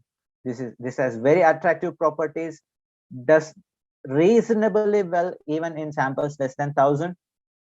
A very good method to learn. I don't want to stress too much on the advantages, but the basic one is it doesn't need a panel. It has fewer constraints as it's the semi-parametric, and observed confounders. If there are effects, self-selection can be minimized. But the biggest advantage is one of the simple methods, easy to understand. You can understand the philosophy that's behind this method. This is important. These are the two resources that each of you should be aware of. One is called as The Effect by one of the persons that I admire the most, Nick. So he has written a book called The Effect. You can order your hard copy, but the soft copy is available online for free. And the address is theeffectbook.net. You can see here the effect.book.net. I can share you the links also. You can simply type The Effect Book. You will get every method he has described in detail, and you will get R code, you will get stata code, you will get the data sets, you will get the Python codes, whatever you want, you will get it. And this is the most advanced discussion on impact assessment. Second, another favorite of mine, I have done 2 courses with him, Scott Cunningham, the brilliant Scott Cunningham. Same logic, you can get the book online, and you can also order your hard copy. So here also Stata, R, and Python, all 3 codes are available, and the data set is available. So you can, these are the 2 things that you must have. And this is selected readings. I'll share my slides to ma'am. You can always have a look at that. I'll stop here to take questions first. And thank you for bearing with me for so long. Thank you, sir, for your presentation. And there is some question. Propensity score really better than multivariate analysis? Multivariate analysis. Yeah, this is a very, very subjective question. I do not have a specific answer that yes, this is the best method, but looking at your data, if you think that observables are the major things, major confounders, and you have a sufficient sample, propensity score matching is a very good method. But if you are not sure about many things, if you are not getting balancing, and your data is small, I do not say that PSM is a better method. And multivariate analysis is a very broad term. If you ask me to compare a specific impact assessment method, then I'll be able to answer clearly. But unfortunately, there is no straightforward answer for that. So there's no anyone other wants to ask question?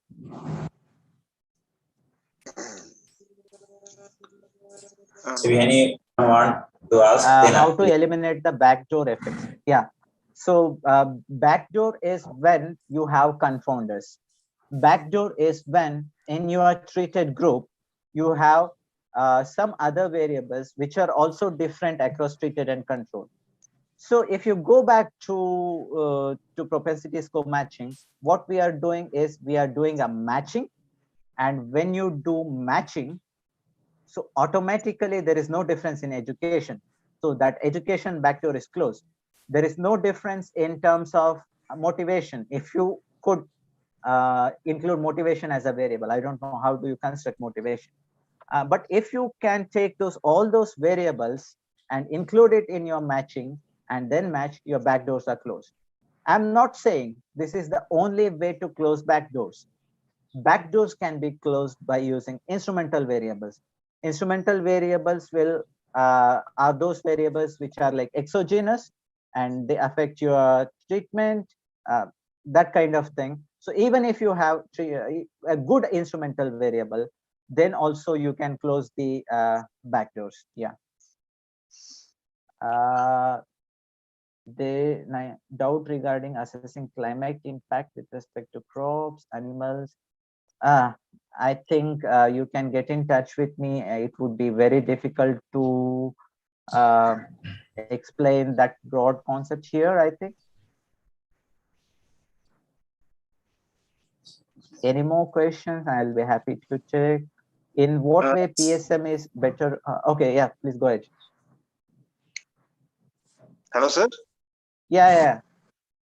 Sir, in one paper I have seen that they have applied statistical test like t-test, f-test to see differences after getting PSM score. So can we do like that?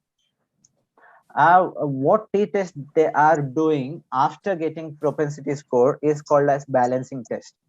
I already explained to you, once you get the propensity score, you should check for balancing. There are different ways of doing a balancing test. And if I remember correctly, in a Stata command, there is an option that after you match, it will estimate bias before and bias after, and it will give you t-test score and f-test statistics. That is again another way of doing balancing property. You can do any of the balancing tests that is available. You need not to give the table. Some people do, but it is not necessarily that you provide all F statistics and T statistics. You could include it in appendix or something, but it is a part of balancing test. Yeah. Okay, so they didn't do any regression analysis, only after balancing that paper means it was there. No, we don't do regression in propensity score matching. You calculate a propensity score with regression, but once you do the matching, you simply take the difference and average it out. So you don't have a regression once you calculate the propensity score. There is no regression. Okay. Yeah. Okay, thank you. In what way PSM is better than other impact assessment methods like economic surplus and partial budgeting? This takes me back to my original question or my starting slides. First of all, economic surplus, again, too many assumptions, and it is a kind of macroeconomic thing. I don't want to talk about economic surplus here. The major issue is with elasticities. You don't have elasticities for crop, that particular region. Elasticities are questionable. I don't want to discuss about economic surplus, but partial budgeting I will talk about. In partial budgeting, you take the mean values of the treated, mean values of the control, and then you say added cost, added returns, and everything else. But the main issue is when you take the mean of the treated units, the treated farmers are better farmers, and the control farmers are usually the other way around. So there are many other things which are different across these two groups. Their education may be different. There are many things which are different. You cannot cherry pick those with same characteristics. That is not possible. When you go for random sampling, you will get different units. So in that case, when you get the difference in outcome, you cannot confidently say that this is only due to adoption. This is only due to technology. You cannot say that. So that is where in propensity score matching is definitely better than your partial budgeting. In fact, if you look at any econometric text, they don't even consider partial budgeting as a method for assessing impact. Yeah. Anyone else would like to come up? So there is no other question. So Dr. Swasth. Okay. Hello, Dr. Aditya. Hi, How sir. are you? How are you? Yeah, thank you very much. First of all, I congratulate you for delivering such a wonderful and very informative and a very practical way.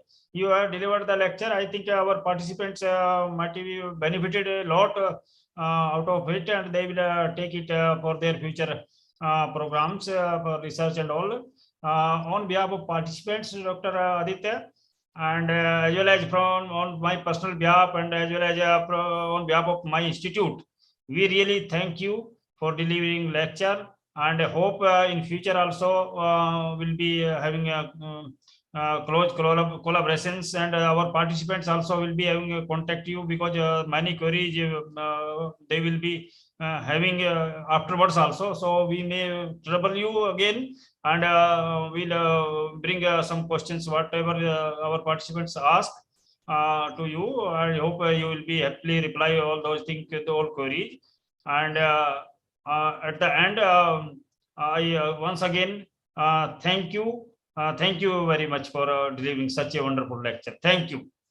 Thank you so much for. I think our participants, please clap here. At least he is such a young man, how theoretically and practically he is through with the subject. Okay. So thank you very much. Thank you. Thank you, sir. Thank you. Thank you, sir. Thank you, everyone. Thank you. Nice meeting you all. See ya.